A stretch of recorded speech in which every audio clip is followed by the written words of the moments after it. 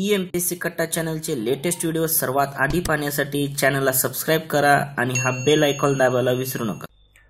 नमस्कार, मी सचिन गुडिक, स्पर्धाग्राम आणि आपल्या यूट्यूबच्या EMPSC कट्टा या चॅनलमध्ये तुम्हा सर्वांचं स्वागत आहे। आज आपण शिकणार आहोत महात्मा ज्योतिबा फुले। एक विशेष महत्त्वाची सूचना की इथं आल्यानंतर एक पवित्र काम करायचं, कोणतं लाईक आणि कमेंट्स करायला विसरायचं नाही। अजून एक महत्त्वाची सूचना आहे की महात्मा ज्योतिबा फुले यांच्यावरती हा जो व्हिडिओ बनवलेला आहे हा शेवटपर्यंत बघायचा। त्याचं कारण असं आहे की MPSC ने कोणत्याही प्रकारचा जर प्रश्न विचारला तर तो प्रश्न या व्हिडिओच्या बाहेर एकही क्वेश्चन जाणार नाही, ही इथं गॅरंटी देण्यात येते माझ्याकडून। म्हणून शेवटपर्यंत टिकून राहायचं आणि शेवटपर्यंत व्हिडिओ बघायचा, ठीक आहे। लाईक्स कमेंट याच्यासाठी GST नाही, विशेष लक्षात ठेवायचं। आणि जोपर्यंत तुम्ही लाईक्स आणि कमेंट्स करत नाही तोपर्यंत असं प्रोत्साहन मिळणार नाही, म्हणून तुम्हाला लाईक्स आणि कमेंट करायचे आहेत। तर मग स्वागत करूया। आज विशेष असं आहे की 28 नोव्हेंबर रोजीच आपण हा रेकॉर्ड करतोय। महात्मा ज्योतिबा फुले यांचा आज स्मृती दिन आहे आणि या स्मृती दिनाच्या निमित्त अगदी महात्मा ज्योतिबा फुले अगदी यांना नमन करून आपण हा व्हिडिओ आपण इथं सुरुवात करतोय। पाहूया प्राथमिक इन्फॉर्मेशन आणि प्राथमिक माहिती कशी येते।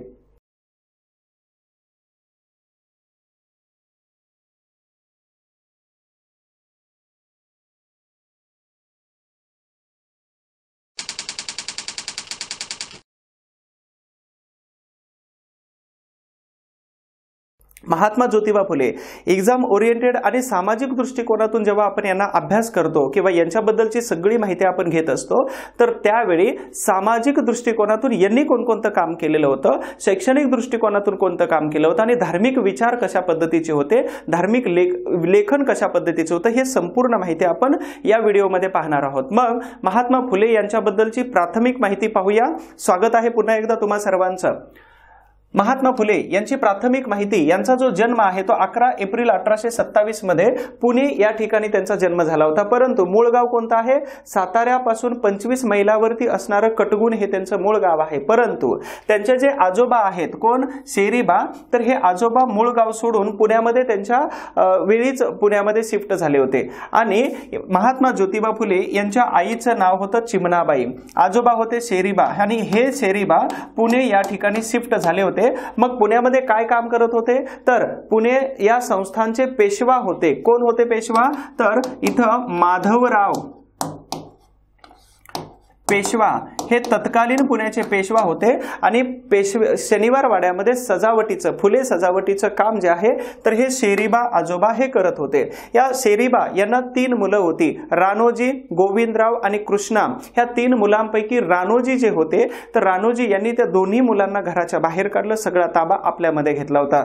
परंतु तत्पूर्वी म्हणजे याच कालावधीमध्ये पेशवे यांच्याकडून महात्मा फुले यांच्या आजोबांना 35 एकर जमीन कसण्यासाठी दिलेली होती, फुलं उगवण्यासाठी दिलेली होती, ठीक आहे। परंतु यांचं मूळ आडनाव काय होतं? गोरे हे मूळ आडनाव होतं आणि फुलांचा व्यवसाय सतत करत असल्यामुळे त्यांना फुले हे आडनाव पडलेलं होतं, लक्षात ठेवायचं।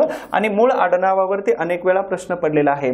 महात्मा फुले 1 वर्षाच्या असताना त्यांच्या आई चिमणाबाई यांचं निधन झालं आणि चिमणाबाई यांचं निधन झाल्यानंतर महात्मा फुले यांचा सांभाळ जो आहे तर तो सांभाळ सगुणाबाई यांनी केलेला होता की ज्या त्यांच्या आत्या होत्या, ठीक आहे। महत्वाची गोष्ट, महात्मा फुले यांचं मूळ आडनाव काय होतं? तर गोरे हे आडनाव होतं, परंतु फुलांच्या व्यवसायामुळे फुले हे आडनाव त्यांना प्रचलित झालं आणि तेच पुढे सर्व मान्य झालेलं होतं। त्यांचं मूळ गाव कुठे होतं? सातारा जिल्ह्यापासून किंवा साताऱ्यापासून 25 मैलावरती असणारं कटगुण जे आहे हे महात्मा ज्योतिबा फुले यांचं मूळ गाव होतं। प्राथमिक माहिती इथपर्यंतच आहे।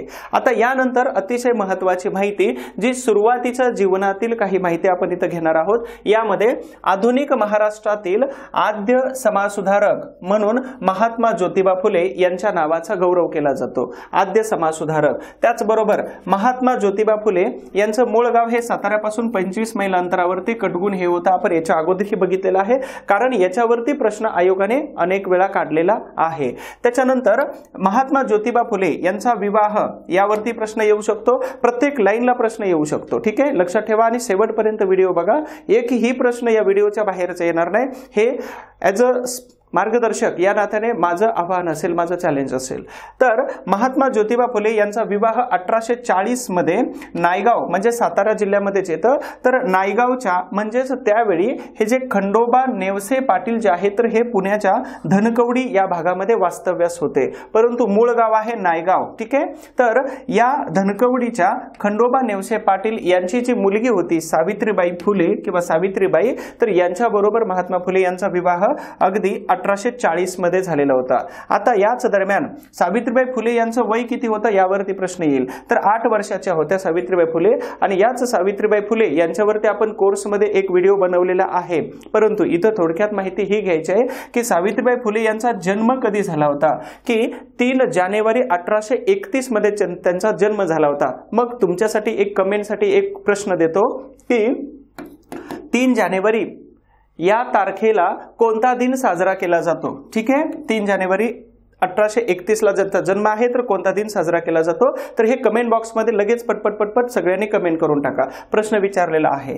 तोपर्यंत आपण महात्मा ज्योतिबा फुले यांचं शिक्षण कशा पद्धतीचं होतं तर ह्या शिक्षणावरती आपण इथं आता डिटेल्समध्ये माहिती पाहणार आहोत. तर महात्मा फुले यांच्या कालावधीमध्ये ब्राह्मणेतर समाजाला म्हणजेच ब्राह्मण सोडून इतर समाजाला शिक्षण घेण्याचा बिलकुल अधिकार नव्हता. हा अधिकार नाकारला होता कोणी, तर वैदिक काळामध्ये निर्माण झालेला जो ऋग्वेद होता आणि ऋग्वेदामधले असणारा पुरुष सूक्त जे आहे 10व्या भागातील, तर त्यामध्ये चातुर्वर्ण व्यवस्थेचा पुरस्कार करणारी आणि चातुर्वर्ण व्यवस्थेतील जो सर्वात वरच्या वर्गाने तयार केलेला जो ग्रंथ होता मनुस्मृती, तर मनुस्मृती ग्रंथाने या ब्राह्मणेतर समाजाला शिक्षणापासून वंचित केलेलं होतं आणि म्हणूनच इथं शिक्षण घेण्याचा अधिकार नव्हता. तरी सुद्धा महात्मा फुले यांचे वडील होते गोविंदराव यांनी काय केलं तर 1834 मध्ये महात्मा फुले यांना पंतोजींच्या मराठी शाळेमध्ये घातलेलं होतं प्राथमिक शिक्षणासाठी. इथं प्रश्न विचारतील मराठी कुठं प्राथमिक शिक्षणाला घातलेलं होतं, तर पंतोजींच्या मराठी शाळेमध्ये पुण्यामध्ये त्यांना प्रवेश घेतलेला होता. परंतु महात्मा फुले यांचे शाळेत जाणं हे काय पुण्यातील सनातनी व्यक्तींना किंवा सनातनी विचाराच्या व्यक्तींना पटलेलं नव्हतं. मग त्यांनी गोविंदराव फुले जे आहेत तर यांचे कान भरायला सुरुवात केली की तुझ्या बिझनेसमध्ये त्याला मदत करायला लाव, शिक्षण घेऊन तुम्ही काय करणार आहात, फुलांचा व्यवसाय अजून वाढवू शकतो. मग हे कान भरल्यानंतर इथं गोविंदरावांनी काय केलं होतं तर महात्मा ज्योतिबा फुले यांना 1838 मध्ये त्यांची शाळा बंद केली आणि शाळा बंद करून घरामध्ये त्यांना ठेवलं होतं. परंतु इथं मग थोडंसं आपण हे घेऊया की काय काय इन्फॉर्मेशन महत्वाची येते. 1838 मध्ये कसं तरी अशाही परिस्थितीमध्ये महात्मा ज्योतिबा फुले यांनी 1834 ते 1838 पर्यंत हे 4 वर्ष कसं तरी शिकले. परंतु 1838 मध्ये त्यांचं शिक्षण मात्र काय केलं होतं तिथं स्टॉप केलं होतं. मग इथं स्टॉप केल्यानंतर म्हणजे प्राथमिक शिक्षण पूर्ण झालं आणि पुढच्या शिक्षणासाठी त्यांना प्रवेश दिलेला नव्हता. मग त्यांना सांगितलं काय की माझ्या कामामध्ये तू हातभार लावला पाहिजेस, असं पिताजी गोविंदराव यांनी महात्मा फुले यांना सांगितलेलं होतं. आता त्याच्यानंतर मग महत्वाचं पुढे काय येतं तर 4 वर्ष पूर्ण झाल्यानंतर 1838 मध्ये महात्मा फुले यांनी आपले शिक्षण थांबवलेलं होतं. आता शिक्षण थांबवल्यानंतर करायचं काय तर फुलांच्या व्यवसायाच्या ऐवजी महात्मा ज्योतिबा फुले यांनी भाजी विक्रीचा काही दिवस व्यवसाय केलेला होता. हे लक्षात ठेवा, हे खूप रेअर इन्फॉर्मेशन आहे. भाजी विक्रीचा व्यवसाय केला आणि त्याच दरम्यान त्यांचं लग्न सुद्धा झालेलं होतं 1840 मध्ये. लग्नाच्या दुसऱ्याच वर्षी महत्वाचे इथं कमेंटसाठी तुम्हाला एक प्रश्न देतो. कोणता प्रश्न आहे तर महात्मा ज्योतिबा फुले यांची हुशारकी आणि ऍक्टिव्हपणा आणि चपळता पाहिल्यानंतर 2 धर्माच्या महत्वाच्या व्यक्ती होत्या की ज्या धर्मांना महात्मा फुले यांनी नंतर आदरपूर्वक आपल्या ग्रंथामध्ये स्थान दिलेलं होतं. मग असे कोण 2 महत्वाच्या व्यक्ती आहेत, एक आहेत मुस्लिम धर्माच्या व्यक्ती आणि दुसरे आहेत ख्रिश्चन धर्माच्या व्यक्ती. मग तुम्हाला कमेंट बॉक्समध्ये मी सांगण्याच्या ऐवजी काय करायचंय तर इथं हे मुस्लिम धर्माचे व्यक्ती कोण होते आणि ख्रिश्चन धर्माचे व्यक्ती कोण होते की ज्यांनी महात्मा फुले यांच्या वडिलांचं मन वळवलं की महात्मा फुले एवढे चपळ आहेत, एवढे हुशार आहेत, मग त्याची शाळा का बंद केली आणि त्यांना परत शाळेत घातले पाहिजे. तर असा सल्ला देणारे महत्वाचे 2 व्यक्ती कोण आहेत.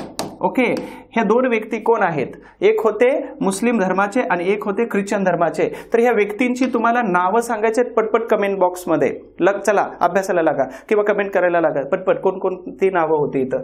तर महात्मा ज्योतिबा फुले यांना 1841 मध्ये परत वयाच्या 14व्या वर्षी काय केलं तर या दोन महत्वाच्या व्यक्तींचा सल्ला आणि त्यांनी दिलेला जो मोलाचा संदेश होता हा गोविंदराव यांनी ऐकला आणि गोविंदरावांनी काय केलं तर स्कॉटिश मिशनरी ह्या पुण्यामध्ये असणाऱ्या इंग्रजी शाळेमध्ये महात्मा फुले यांना परत प्रवेश दिलेला होता. पहिलं मराठी पंतोजींची मराठी शाळा आणि त्याच्यानंतर स्कॉटिश मिशनरी या इंग्रजी शाळेमध्ये महात्मा फुले यांनी काय केला तर प्रवेश घेतलेला होता. त्यानंतर याच शाळेमध्ये महात्मा ज्योतिबा फुले कोणते विषय शिकले होते इथं प्रश्न विचारतील. तर संस्कृत, व्याकरण, ज्योतिष, विज्ञान आणि धर्मशास्त्र इत्यादी विषयांचा सखोल अभ्यास स्कॉटिश मिशनरीमध्ये महात्मा फुले यांनी केलेला होता. प्रश्न इथं विचारतील. आता यानंतर अतिशय महत्वाचं त्यांना असं वाटत होतं की आपल्याला अजूनही कला अवगत करायला पाहिजे, अजूनही काहीतरी शिकलं पाहिजे आणि म्हणून 1847 मध्ये महात्मा ज्योतिबा फुले यांनी वस्ताद लहुजी बुवा मांग साळवे यांच्याकडून हे क्रांतिकारक होते. ठीक आहे, यांच्या वडिलांनी खडकीच्या लढाईमध्ये पेशव्यांच्या वतीने आपल्या प्राणाची आहुती दिली होती आणि म्हणूनच यांनी इंग्रजांच्या विरोधामध्ये एक फौज तयार करण्याचं ठरवलेलं होतं जी विचाराची असेल, जी शस्त्रांची सुद्धा असेल आणि म्हणून यांच्या वेगवेगळ्या ठिकाणी तालमी असायच्या. ठीक आहे, आणि मग यांच्याच तालमीमध्ये लहुजी बुवा मांग साळवे, वस्ताद लहुजी बुवा मांग साळवे तर यांच्याकडून महात्मा ज्योतिबा फुले यांनी नेमबाजी आणि दांडपट्टा ह्या दोन प्रकारचं शिक्षण आपले गुरु मानून त्यांच्याकडून घेतलेलं होतं. आता यांच्याच तालमीमध्ये महात्मा ज्योतिबा फुले यांच्याबरोबर टिळक असेल, आगरकर असतील, रानडे असतील, गोखले असतील, यांच्यासारखे फडके असतील तर यांच्यासारखे महत्वाचे व्यक्ती हे यांच्याच तालमीमध्ये तयार झाले होते हे प्रशिक्षण घेऊन. लक्षात ठेवायचं हे वाक्य. आता महात्मा ज्योतिबा फुले यांचं शिक्षण सुद्धा झालं, त्याचबरोबर शारीरिक शिक्षण सुद्धा पार पडलेलं होतं. मग यानंतर पुढे काय येतं तर महात्मा ज्योतिबा फुले यांचे बालपणीचे मित्र कोण कोण होते. सप्टेंबर मध्ये कंबाईन जी परीक्षा झाली होती तर या परीक्षेला 2021च्या त्यांच्या मित्रांचे नावं विचारली होती की जे सहकारी कोण कोण होते सत्यशोधक समाजाच्या स्थापनेमध्ये. म्हणून प्रत्येक ठिकाणी महात्मा ज्योतिबा फुले यांच्या सोबत असणारे त्यांचे सहकारी जे आहेत तर यांची एक आपल्याला इथं पॅराग्राफ मध्ये मी इन्फॉर्मेशन देईल. ते इन्फॉर्मेशन तुम्हाला लक्षात ठेवायचे की कोणता ग्रुप आहे, कोणत्या व्यक्तींची नावं आहे की जी महात्मा फुले यांच्या सोबत होती. मग आता बालपणीचे मित्र आपण घेतोय कोण कोण आहेत. आला नाही प्रश्न येऊ शकतो, पण यांनीच महात्मा फुलेंना सामाजिक आणि शैक्षणिक कामामध्ये प्रचंड मदत केलेली होती. ठीक आहे, व्हिडिओ शेवटपर्यंत बघा. सगळी इन्फॉर्मेशन अनरीड इन्फॉर्मेशन तुम्हाला इथं रीड करायला आणि ऐकायला मिळणार आहे. मग बालपणीचे मित्र कोण कोण होते तर सदाशिव गोवंडे, मोरो विठ्ठल वाळवेकर, उस्मान शेख, सखाराम परांजपे, वासुदेव नवरंगे आणि वर्गमित्र होते रा गो भांडारकर जे महर्षी कर्वे यांच्या अगदी SNDT या विद्यापीठाचे पहिले कुलगुरू. ठीक आहे, भांडारकर प्राच्य विद्या संस्था ज्यांच्या नावाने पुण्यामध्ये आहे तर असे हे रा गो भांडारकर हे वर्गमित्र. असे सगळे जी मुलं आहेत, अशी सगळी जी व्यक्ती होत्या तर महात्मा फुले यांच्या बालपणीचे मित्र होते की ज्यांच्या सामाजिक आणि शैक्षणिक कामामध्ये यांनी मदत केलेली होती. याच्यानंतर महात्मा फुले ज्या स्कॉटिश मिशनरीच्या शाळेमध्ये आणि सरकारी संस्थांमध्ये शिकले होते तर त्यांच्याबद्दल एक गौरवाचं वाक्य बोलतात. ते वाक्य कोणतं आहे बघा. तर महात्मा फुले सांगतात की पुण्यातील स्कॉटिश मिशन आणि पुण्यातील असणाऱ्या सरकारी शैक्षणिक संस्था ज्या आहेत तर या सरकारी संस्थांमुळे मला माणसाचे अधिकार मिळालेले होते. ओके, तर हे माणसांचे अधिकार, माणसांचे नैसर्गिक आणि मूलभूत अधिकार काय आहेत तर हे महात्मा फुले यांना कोणत्या कोणाकडून मिळाले तर म्हणतात काय तर स्कॉटिश मिशन आणि पुण्यातील असणाऱ्या सरकारी संस्था. यावरती प्रश्न बनू शकतो. म्हणून काय करायचं तर ही इन्फॉर्मेशन पाठ करायची, लक्षात ठेवायची. प्रश्न इथं बनतात सगळेचे सगळे. त्याच्यानंतर अतिशय छोटीशी एक सूचना आहे महत्वाची की स्पर्धाग्राम ऍप्लिकेशन जर डाउनलोड केलं नसेल तर पटपट डाउनलोड करून घ्या आणि जशा प्रकारचे व्हिडिओ तुम्हाला युट्यूबला मिळतात तर त्याच्या प्रकारचे आणि तेवढ्याच ताकदीचे व्हिडिओ आणि जेवढी इन्फॉर्मेशन तुम्हाला सांगता येते तर तेवढी जास्त इन्फॉर्मेशन की एक्झाम ओरिएंटेड आणि आयोग जोपर्यंत पोहोचतं तोपर्यंत पोहोचून ही सगळी इन्फॉर्मेशन जी आहे तर या कोर्सेसमध्ये अपलोड केलेली आहे. ठीक आहे. मग कोणकोणते बॅचेस ऑनलाईन अवेलेबल आहेत आता स्पर्धागृहामध्ये? तर राज्यसेवा पूर्व परीक्षा आहे, मुख्य परीक्षेचे आहे, कंबाईन पूर्व परीक्षा मुख्य परीक्षेची बॅच आहे, संयुक्त गट क अपकमिंग एक्झाम्स आहेत आणि पटपट तुम्हाला घरी बसून अगदी कमी फी मध्ये आणि 50 ते 44% पर्यंत जो डिस्काउंट आहे तर याच्यामध्ये तुम्हाला अतिशय दर्जेदार व्हिडिओ तुम्हाला बघायला मिळतात. मग यामध्ये कोणकोणत्या बॅचेस आहेत? तर राज्यसेवा आहे, कंबाईन आहे, त्याचबरोबर ग्रुप सी ची पूर्व आणि मुख्य परीक्षा आहे, डिपार्टमेंट PSI चे सुद्धा व्हिडिओज आपण अपलोड केलेले आहेत, त्याचबरोबर वनसेवा, कृषी सेवा आणि महाराष्ट्र सरकारकडून इतर जेवढ्या सरळ सेवा परीक्षा घेतल्या जातात आयोगाकडून तर त्या सगळ्या परीक्षांसाठी आवश्यक असणारा इतिहास आपल्या स्पर्धाग्राम ऍप्लिकेशन मध्ये अवेलेबल आहे आणि त्याच्यासाठी तुम्हाला 44 ते 50% पर्यंत डिस्काउंट अवेलेबल आहे. विशेष याच्यात समाज सुधारकांची बॅच सुद्धा ऍड केलेली आहे आणि तुम्हाला ही सुद्धा बॅच तुम्हाला तिथं करता येऊ शकते. मग त्यासाठी काय करायचं तुम्हाला? तर ऑफिसचा नंबर आहे, हा ऑफिसला नंबर फोन करायचा किंवा मार्गदर्शक म्हणून मला फोन केला तरी चालेल आणि या फोनसाठी बॅच नाही घेतली तरी चालेल, परंतु इतिहास विषयाचं मार्गदर्शन जर हवं असेल, काही अडचण येत असेल, खूप बोरिंग होत असेल, स्कोर येत नसेल, भीती वाटत असेल तर बिलकुल या नंबरला 24 तास कधी फोन करा, मेसेज करा, तुम्हाला लगेच रिप्लाय दिला जातो. ही छोटीशी सूचना होती फक्त बॅचेस संबंधीची. परत आपण काय करूया, कमबॅक करूया. प्रभाव कोणाकोणाचा महात्मा फुले यांच्यावरती पडला होता? तुम्हाला आतापर्यंत ग्रंथामध्ये एकच नाव दिलं जातं, कोणतं? तर थॉमस पेन आणि त्यांचा ग्रंथ आहे राईट्स ऑफ मॅन. पण हे सगळे प्रभाव पाडणारे त्यांच्यावरती होते. महात्मा फुले यांची लाईफ जी आहे ती यूटर्न जागेवरती कधी घेतली होती?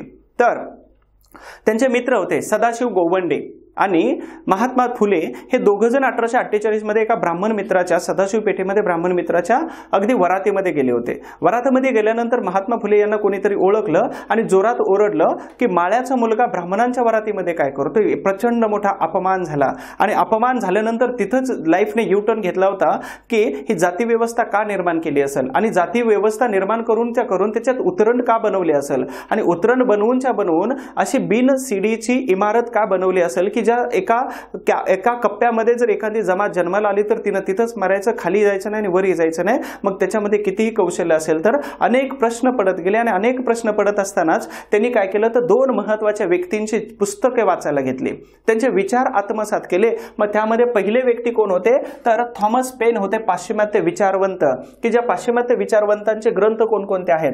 Rights of man, justice and humanity, common sense, age of reason, हे महत्वाचे ग्रंथ महात्मा फुले यांनी पारायण केले, वाचले. त्याच्यामध्ये कळालं की मानवावरती अत्याचार काय होतोय आणि माणसाचे नैसर्गिक आणि मूलभूत अधिकार कोणकोणते आहेत आणि त्याच्यासाठी हे मनुस्मृती कशा प्रकारे हे अधिकार पायदळी तोडवले जातात. मग महात्मा फुले यांचे काय केले तर अगदी लाईफने यूटर्न घेतला होता की आता मानवी कल्याणासाठी आपण संपूर्ण आयुष्य लावलं पाहिजे.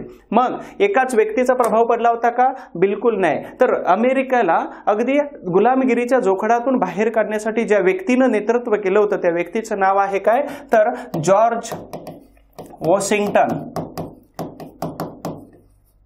आणि जॉर्ज वॉशिंग्टन आणि थॉमस पेन या 2 महान व्यक्तींचा महात्मा ज्योतिबा फुले यांच्यावरती प्रचंड मोठा प्रभाव पडला होता. हे पाश्चिमात्य विचारवंत झाले आणि थॉमस पेन यांचे हे ग्रंथ झाले. त्याचबरोबर अजून एक महत्वाचा ग्रंथ आहे on and occasional letter of the female sex. या ग्रंथाचा सुद्धा त्यांच्यावरती प्रचंड मोठा प्रभाव पडलेला होता. आणि त्याचबरोबर अजून एक महत्वाचे व्यक्ती कोण लिहिता येतं आपल्याला तर स्वराज्याची पताका ही अगदी महाराष्ट्रामध्ये अगदी अभिमानाने टिकवून ठेवणारे आणि स्वराज्य आपल्या ताकदीवरती उभा करणारे छत्रपती शिवाजी महाराज. ओके. आणि छत्रपती शिवाजी महाराज तर यांच्या कार्याचा आणि त्यांच्या प्रचंड ताकदीचा महात्मा फुले यांच्यावरती खूप चांगला परिणाम झाला होता. म्हणून व्यक्ती जर बघितलं तर थॉमस पेन आहेत आणि त्यांचे महत्वाचे हे काही ग्रंथ दिलेले आहेत आपण 4. त्याचबरोबर अमेरिकेला अगदी गुलामगिरीच्या जोखडातून मुक्त करणारे जॉर्ज वॉशिंग्टन यांचाही त्यांच्यावरती परिणाम झाला. आणि अगदी मोगलांच्या एवढ्या मोठ्या प्रचंड ताकदीसमोर, मोगलांची सत्ता त्यावेळी 4 नंबरची जगातील सर्वात मोठी सत्ता होती आणि त्याला शह देऊन, त्याला टक्कर देऊन स्वराज्याची पताका उभा करणारे छत्रपती शिवाजी महाराज, कोणत्याही संकटांना घाबरायचं नाही, सामोरे जायचं, असा मोलाचा संदेश देणारे छत्रपती शिवाजी महाराज आणि यांच्या कामाचा, त्यांच्या विचारसरणीचा महात्मा ज्योतिबा फुले यांच्यावरती प्रभाव पडला. आणि प्रभाव पडल्यानंतर सामाजिक चळवळीमध्ये ऍक्टिव्ह न होणारे मग महात्मा फुले कसले. आणि म्हणूनच महात्मा ज्योतिबा फुले यांच्यावरती या महान विचारवंतांचा प्रभाव पडलेला होता. आणि त्याचबरोबर त्यांनी स्वतःची एक विचारवंतांची एक प्रोसेस डेव्हलप केली, एक कन्सेप्ट डेव्हलप केली. ती कोणती होती की ईश्वराचं एकत्व आणि समानता ह्या गोष्टी त्यांनी मान्य केल्या होत्या. एकेश्वरवादाचा त्यांनी पुरस्कार केला की एकच ईश्वर का असू नये. आणि म्हणूनच ते मुस्लिम आणि ख्रिश्चन धर्माकडे किंचित आकर्षित झालेली सुद्धा होते आणि म्हणूनच त्यांनी आपल्या ग्रंथामध्ये सार्वजनिक आपल्या एका ग्रंथामध्ये त्यांनी कोणता तर ख्रिश्चन आणि मुस्लिम यांचा उल्लेख केलेला होता। त्याचबरोबर मोहम्मद पैगंबर साहेब यांच्यावरती त्यांनी कविता सुद्धा लिहिलेली होती। त्याचबरोबर समाजामध्ये समता प्रस्थापित व्हावी आणि असा धर्म आपल्याला आवश्यक आहे या मताचे महात्मा ज्योतिबा फुले होते। महात्मा ज्योतिबा फुले यांची विचारसरणी स्वतंत्र, समता, न्याय, प्रतिष्ठा आणि मानवाचे मूलभूत हक्क आणि नैसर्गिक हक्क या कामासाठी आणि या सगळ्या गोष्टींचा त्यांच्यावरती अगदी खोलवर प्रभाव पडला। खोलवर त्यांच्यावरती असा एवढा इम्पॅक्ट पडला होता की त्यांनी पूर्ण आयुष्यभर म्हणजे 1848 पासून 1890 पर्यंत वयाच्या अगदी शेवटच्या घटका मोजेपर्यंत ते सामाजिक आणि शैक्षणिक कामामध्ये स्वतःला वाहून घेत होते, म्हणूनच ते आज महात्मा आहेत। ठीक आहे, त्याच्यानंतर पुढे घेऊ आपण। हे आहेत महत्त्वाचे व्यक्ती थॉमस पेन की यांच्या ग्रंथामुळे महात्मा फुले अगदी प्रभावित झाले होते समाजकार्यामध्ये। त्याच्यानंतर महात्मा ज्योतिबा फुले यांचे शैक्षणिक कार्य आपण सुरुवातीला पाहूया, कारण सामाजिक कार्य सुरू होण्याच्या अगोदर महात्मा फुले यांचं मत काय होतं? मत असं होतं की अगदी जर समाज शिकला तर समाजाची प्रगती होणार आहे आणि समाज जर शिकला नाही तर समाज अधोगतीकडे अगदी वेगाने पळणार आहे आणि म्हणून समाजामध्ये शिक्षणाचा प्रसार वेगाने झाला पाहिजे आणि शिक्षणाचं काम महात्मा फुले यांनी सुरुवातीला केलं होतं। मग काय होतं तर अहमदनगरच्या महात्मा फुले यांनी सुरुवातीला पुण्यामध्ये जी मुलींसाठीची शाळा सुरू केली, पण त्याच्या अगोदर महात्मा फुले यांनी कोणाकडून तर प्रेरणा घेतली होती प्रश्न विचारलेला आहे।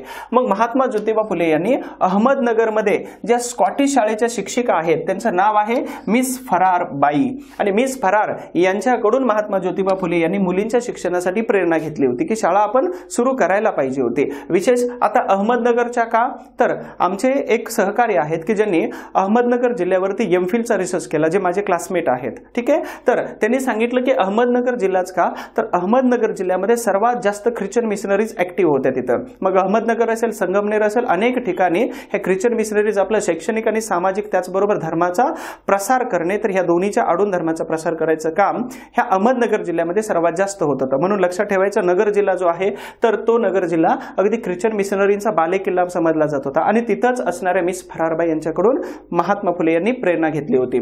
आता 1848 मध्ये महात्मा ज्योतिबा फुले यांनी आपले मित्र तात्यासाहेब भिडे यांच्या बुधवार पेठेतील भिडेवाड्यामध्ये महात्मा ज्योतिबा फुले यांनी मुलींची पहिली शाळा सुरू केली आणि एक असा प्रकारचा क्रांतीची सुरुवात झाली होती की महात्मा ज्योतिबा फुले यांनी मुलींसाठी पहिली शाळा सुरू केलेली होती आणि ही भारतातील सर्वात पहिली घटना होती आणि महात्मा फुले पहिले समाज सुधारक होते, विसरायचे नाही कधी। पण याच्या अगोदर छोटीशी एक गंमत आहे, कोणती आहे तर इथं महात्मा ज्योतिबा फुले यांच्या पूर्वी 1819 मध्ये कलकत्ता या शहरामध्ये अमेरिकन मिशनने हिंदू मुलींसाठी एक शाळा सुरू केली होती। ही इंग्रजांनी शाळा सुरू केली होती। इंग्रजांनी म्हणजेच कोणी तर या अमेरिकन मिशनने शाळा सुरू केली होती, परंतु ही खूप अल्पायुषी ठरलेली होती। हे पण एकदा ब्रॅकेटमध्ये मी टाकलेलं, यालाही विसरायचं नाही, परीक्षेला प्रश्न विचारला जाऊ शकतो। पण आपल्याला फोकस काय करायचंय तर यावरती फोकस करायचा आहे, याच्यावरती। महात्मा ज्योतिबा फुले यांनी 1848 मध्ये तात्यासाहेब भिडे आपले जे मित्र आहेत त्यांच्या बुधवार पेठेतील भिडेवाड्यामध्ये, आता तुम्ही सगळेजण कुठे तर दगडूशेठ गणपतीला गेला, समोर बघून पाया पडता, पण थोडंसं पाठीमागे जर बघितलं तर तिथं स्त्री सन्मान आणि स्त्रियांचा उद्धार करणारी जी पहिली शाळा सुरू केली होती तिच्याकडे जर एकदा बघितलं तर कदाचित तो भिडेवाडा स्वतःला धन्य म्हणेल। महाराष्ट्र सरकारची शोकांतिका आहे की त्याचा अजून उद्धार व्हायचा आणि अपकमिंग आहे की ज्याचं खूप मोठं स्मारकही बनणार आहे तिथं।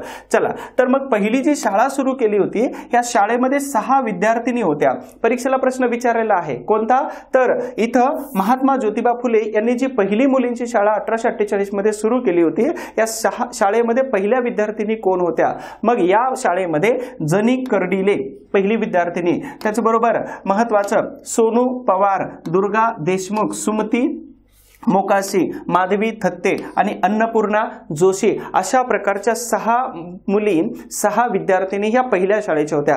मग 6 मुलीमध्ये विभाजन कसं करायचं आहे आपल्याला तर याच्यामध्ये 4 मुली ज्या आहेत ते या ब्राह्मण होत्या। ओके, एक मुलगी जी होती ही धनगर होती, आणि बाकीची एक मुलगी जी होती तर ही मराठा समाजातून होती। हे आपल्याला विभाजन लक्षात आलं पाहिजे। परीक्षेला इथं प्रश्न विचारतात, अलाईवरच्या नावावरती इथं प्रश्न विचारतात। अतिशय महत्त्वाची घटना आहे की पहिली शाळा सुरू केली आणि पहिले समाजसुधारक आहेत। 1819 मध्ये कलकत्त्यामध्ये अमेरिकन मिशनने हिंदू मुलींसाठी शाळा सुरू केली होती। फक्त लक्षात ठेवा महात्मा फुले यांच्या अगोदर। आता इथं महात्मा फुले यांचा आपण गौरव करतोय, कोणता आणि कशा पद्धतीनं, तर देशामध्ये स्वतंत्रपणे मुलींसाठी शाळा सुरू करणारे महात्मा ज्योतिबा फुले जे आहेत तर हे महात्मा ज्योतिबा फुले भारतातील पहिले समाजसुधारक आहेत आणि म्हणूनच यांना महात्मा या नावाने जो गौरव केला जातो तो कदाचित त्यांच्यासाठीचा कमी असेल। ओके, तर हे महत्त्वाचं पहिल्या शाळेचं आपण माहिती घेतली होती। मग शाळा पुढे टप्प्याटप्प्याने चालत गेल्या आणि शाळा ह्या टप्प्याटप्प्याने सुरू होत जात असताना महात्मा फुले यांना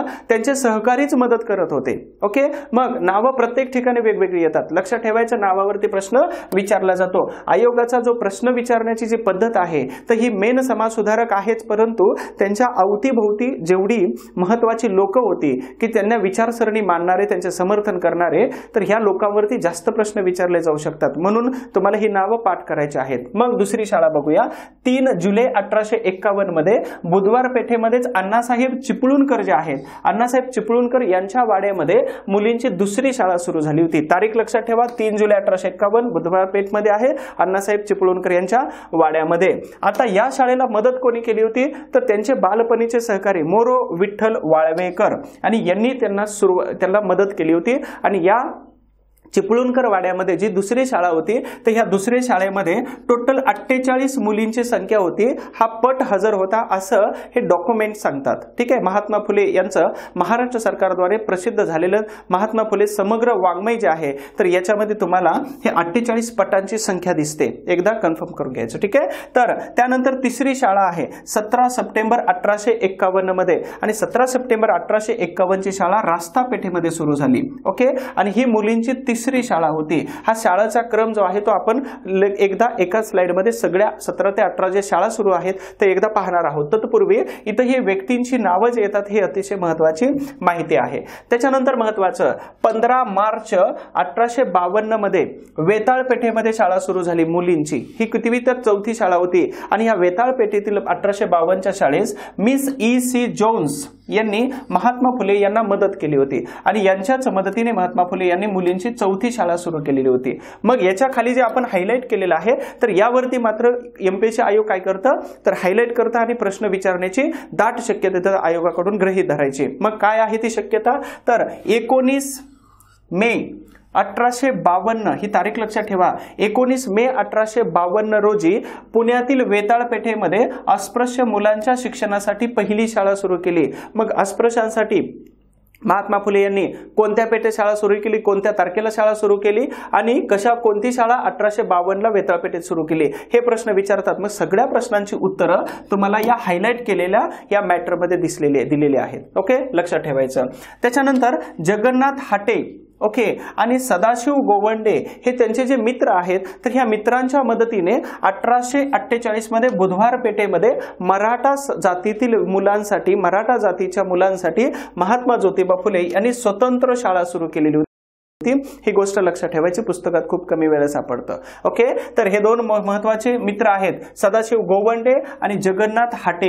ओके, आणि यांच्या मदतीने बुधवार पेठेत मराठा समाजासाठी शाळा सुरू केली। देन 17 सप्टेंबर 1852 आलं। महात्मा ज्योतिबा फुले यांनी पुण्यामध्ये स्वतंत्र ग्रंथालयाची स्थापना केली होती आणि ह्या ग्रंथालयाच्या स्थापनेचा परिणाम काय झाला तर त्याला आज पुणे लायब्ररी किंवा पुणा लायब्ररी म्हणतं की ज्या पुणा लायब्ररीमध्ये लेक्चर बघणारे आणि अभ्यास करणाऱ्यांपैकी तुम्हा सर्वांनी याचा कदाचित फायदा घेतला असेल पुणा लायब्ररीचा। ठीक आहे, आता ही पुणा लायब्ररी किंवा ग्रंथालय का उभा केलं होतं तर बहुजन समाजाला शिक्षणाची आवड निर्माण व्हावी, मोफत उपलब्ध पुस्तक तिथं उपलब्ध व्हावेत आणि त्याचबरोबर वाचन जर झालं तर डोकं प्रगत होणार आहे, प्रगत झालेलं डोकं कोणापुढे झुकणार नाही, या मताचे महात्मा ज्योतिबा फुले होते। आणि म्हणूनच त्यांनी काय केलं होतं तर बहुजन समाजाला प्राधान्य, परंतु इतर जाती धर्माची लोक सुद्धा ज्यांना वाचनाची आवड आहे तर यांनी काय करावं तर इथं यावं आणि वाचन करावं, अशा प्रकारचे कन्सेप्ट, अशा प्रकारचे विचार घेऊन महात्मा ज्योतिबा फुले यांनी या पुणे स्वतंत्र ग्रंथालयाची निर्मिती केली, त्याला आज पुणा लायब्ररी या नावाने ओळखलं जातं। ठीक आहे, आता त्याच्यानंतर पुढे महत्त्वाचं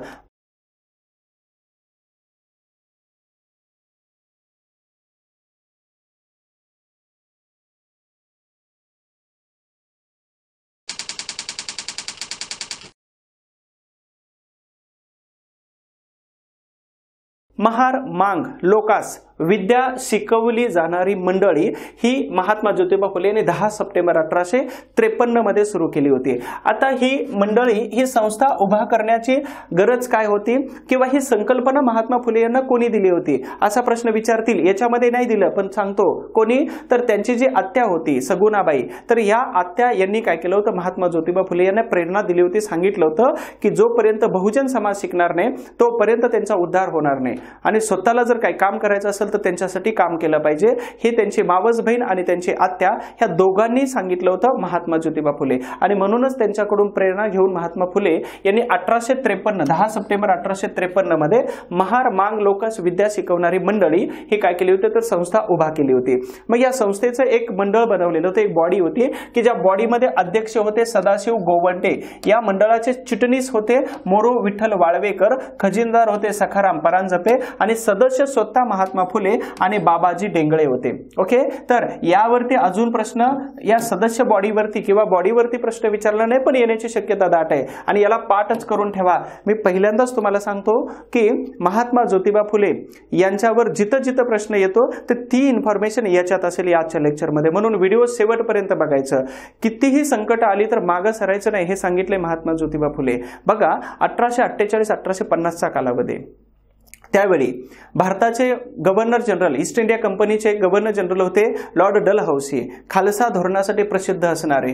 आणि या कालावधीमध्ये कोणत्याही प्रकारची दळणवळण व्यवस्था, डिजिटल युग नव्हतं, त्याच्यानंतर दळणवळण या कोणत्याही प्रकारच्या सोयी सुविधा नसताना सुद्धा अनेक संकट ही ब्रह्म राक्षसाप्रमाणे समोर उभी असताना महात्मा ज्योतिबा फुले यांनी अतिशय महत्वाची कामं केली. कोणकोणती कामं केली तर स्त्रियांना त्यांचे हक्क मिळवून देण्यासाठीचं काम केलं, त्याच्यानंतर बहुजनांना शिक्षण आणि त्यांचे हक्क मिळवून देण्याचं काम केलेलं होतं आणि त्याचबरोबर मानव जातीला नैसर्गिक अधिकार जे आहेत ते नैसर्गिक अधिकार मिळावेत याच्यासाठी एवढ्या संकटामध्ये सुद्धा महात्मा फुले हे अगदी प्रचंड ताकदीमध्ये वादळामध्ये हे उभा राहिले होते आणि त्यांनी आपल्या काम हे शेवटपर्यंत करत राहिले होते.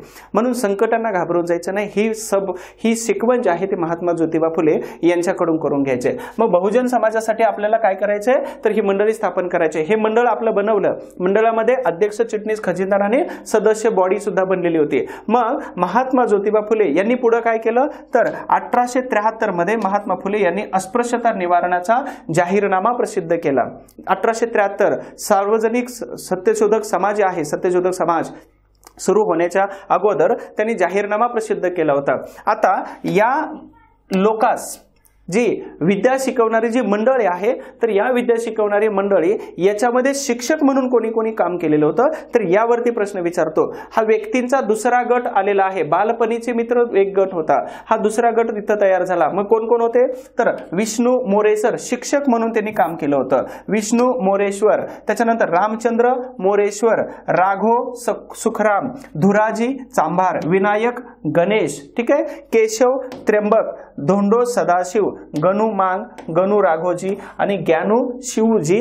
तर ह्या महत्वाच्या व्यक्तींनी या महार मांग विद्या शिकवणाऱ्या मंडळीमध्ये शिक्षक या पदावरती काम केलेलं होतं. मग यावरती प्रश्न विचारला जाऊ शकतो, तुम्हाला पाठ करायचे, लक्षात ठेवायचे, व्हिडिओ शेवटपर्यंत बघायचे, लाईक कमेंट करायला विसरायचं नाही. आता हे 2 फोटोज मी तुम्हाला शो करतोय. या फोटोमधून तुम्हाला काय लक्षात येतं तर तुम्ही दगडूशेठ गणपतीकडे जशा पद्धतीने बघता तर जिकडे पाठ करत असतात तर हे पाठ करणे म्हणजेच काय तर हा तात्यासाहेब भिडे यांचा भिडेवाडा आहे आणि ही आजही याच अवस्थेमध्ये आहे. फक्त काय केलं जातं की हा दुर्लक्षित घटक म्हणून याच्याकडे पाहिलं जातं, पण लवकरच याचं एका स्मृतीस्थानामध्ये रूपांतर होणार आहे. बघा हा भिडेवाडा आहे आणि या भिडेवाड्यामध्ये महात्मा ज्योतिबा फुले आणि माई सावित्रीबाई यांचा फोटो लावलेला आहे त्यांच्या काहीतरी दिनानिमित्ताने. तर हा आहे भिडेवाडा की महात्मा फुले यांनी अखंड स्त्री जातीला जोखडातून मुक्त, गुलामगिरीतून मुक्त करण्यासाठीची पहिली पाऊल जे टाकलं होतं तर याच भिडेवाड्यामध्ये शाळा सुरू करून अगदी इतिश्री इथं सुरुवात केलेली होती या शैक्षणिक कामाची. त्याच्यानंतर महात्मा ज्योतिबा फुले यांना त्यांचे वडील जे होते गोविंदराव तर यांनी सांगितलं होतं की सावित्रीबाई फुले यांना शिक्षण देतो याचा अर्थ तू शिक्षण सोड किंवा तू घराचा तरी एकदा तू घर तर सोड. मग महात्मा ज्योतिबा फुले यांनी लगेच सांगितलं की सावित्रीबाई फुले आपलं सामान आवर, आपल्याला घरातून निघायचंय आणि जेव्हा घरातून निघाले होते तर कुठं थांबायचं माहित नव्हतं, पण त्यांचे एक मुस्लिम मित्र होते गंजपेठेमध्ये राहणारे उस्मान शेख, जे बालपणीचे मित्र होते, फातिमा शेख आणि उस्मान शेख.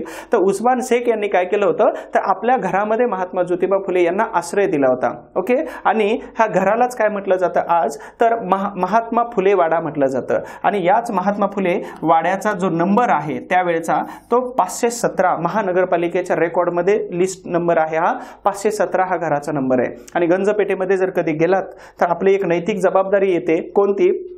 संवर्धनासाठी काम करणे आणि महात्मा ज्योतिबा फुले यांच्या वाड्याला भेट देणे. प्रत्येक आधुनिक भारतातील पुरोगामी विचारसरणीच्या प्रत्येक व्यक्तीचे एक नैतिक कर्तव्य आहे की याला भेट दिली पाहिजे. आणि भेट दिल्यानंतर अखंड इतिहास आणि मानव मुक्तीचा अगदी स्वप्न पाहणारे महात्मा ज्योतिबा फुले होते.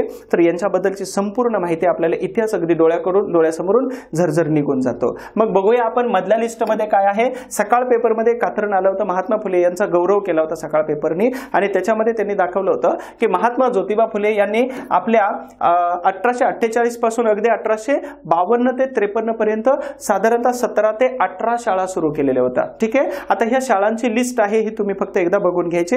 इथं भिडेवाड्यामध्ये पहिली शाळा आहे, महारवाडा आहे, हडपसर आहे, ओतूर आहे पुणे जिल्ह्यामध्ये, सासवड आहे, अल्लाटांचे घर आहे सातारा जिल्ह्यामधील नायगाव आहे तालुका खंडाळा, शिरवळ, तळेगाव, दमढेरे, शिरूर, अंजिरवाडी, करंजे, भिंगार गाव आहे पुणे जिल्हा, मुंडवे, अण्णासाहेबांचा वाडा पुणे, नानापेठ, रस्तापेठ, वेताळपेठ. तर इत्यादी ठिकाणी 1848 पासून 1852 पर्यंत त्यांनी महात्मा फुले यांनी जवळपास 18 शाळा सुरू केलेल्या होत्या. तर ही एक इन्फॉर्मेशन आपण फोटोच्या माध्यमातून तुम्हाला शो केलेली आहे. जरूर ही इन्फॉर्मेशन तुम्हाला युजफुल ठरेल. आता मग बघूया महात्मा ज्योतिबा फुले यांनी शाळांची व्यवस्था करण्यासाठी समिती नेमली होती. एवढ्या शाळा जर सुरू केलेल्या असतील तर त्यांची व्यवस्थाही पाहणं गरजेचं होतं, म्हणजे गैरकारभार होऊ नये, त्याचबरोबर दुर्लक्ष होऊ नये आणि योग्य क्वालिटीनं एज्युकेशन गेलं पाहिजे, पर्पज सिद्ध झाला पाहिजे. याच्यासाठी महात्मा ज्योतिबा फुले यांनी काय केलं होतं तर शाळांची व्यवस्था पाहण्यासाठी 2 समित्या नेमलेल्या होत्या. मग याच्यामध्ये आपण एका समितीचं काम बघूया. तर याच्यामध्ये कार्यवाहक कोण होते? जगन्नाथ सदाशिव हाटे हे कार्यवाहक म्हणून तिथं काम करत होते. आणि कोषाध्यक्ष कोण होते तर सखाराम परांजपे, महात्मा फुले यांचे सहकारी, जवळचे सहकारी. तर हे 2 महत्वाच्या व्यक्ती, एक कार्यवाहक दुसरा कोषाध्यक्ष म्हणून काम बघत होते. परंतु त्याच वेळी सदस्य म्हणून कोण कोण काम करत होतं ही सदस्यांची बॉडी होती. विशेष सांगायचं म्हणजे ही सदस्यांच्या बॉडीमध्ये जेवढी लोक होती तर तेवढे सगळेच्या सगळे त्यांचे ब्राह्मण मित्र होते. मग कोण कोण होते तर अण्णा सहस्त्रबुद्धे, केशव जोशी, बापूराव मांडे, विष्णू भिडे, कृष्णशास्त्री चिपळूणकर, विष्णूशास्त्री पंडित, सदाशिव भाऊ गोवंडे आणि मोरोपंत विठ्ठल वाळवेकर किंवा मोरो विठ्ठल वाळवेकर हे सगळे जे मित्र होते. तर विशेष आहे की हे सगळे ब्राह्मण मित्र होते. आणि हे कशामध्ये तर त्यांच्या शाळाची व्यवस्था पाहण्यासाठी ज्या समिती बनवलेली होती तर समितीमध्ये ॲज अ मेंबर होते आणि त्याचबरोबर कार्यवाहक आणि कोषाध्यक्ष होते. लक्षात ठेवायचं, याच मित्रांच्या आधारावरती महात्मा फुले यांनी शैक्षणिक कामामध्ये अतिशय जोराने काम केलेलं होतं. ठीक आहे, आता हा त्यांच्या संबंधित असणाऱ्या मित्रांचा 3रा गट आपण पाहतोय. ओके, त्यानंतर पुढे महत्वाचं ते सावित्रीबाई फुले महिलांना, मुलींना शिकवण्यासाठी महिला शिक्षिका पाहिजे पण मिळत नाहीत. कारण का तर महिलांनी शिक्षणच घेतलेलं नव्हतं. मग महात्मा ज्योतिबा फुले यांनी विचार केला की आपल्याच पत्नीला आपण का शिकवू नये. आणि म्हणून महात्मा ज्योतिबा फुले यांनी काय केलं तर सावित्रीबाई फुले यांना अगदी मिसेस मिचल यांच्या नॉर्मल स्कूलमध्ये प्रवेश दिला आणि त्यांच्याकडून शिक्षकी पेशा कसा असावा आणि कसं शिकवलं जावं, शिकवण्याच्या पद्धती आणि तंत्रज्ञान काय असतं तर हे ते महात्मा फुले यांनी सावित्रीबाई फुले यांना मिचेल यांच्या नॉर्मल स्कूलमधून शिकवून दिलं. त्याचबरोबर सावित्रीबाई फुले यांना शिकवण्यासाठी 2 शिक्षक होते.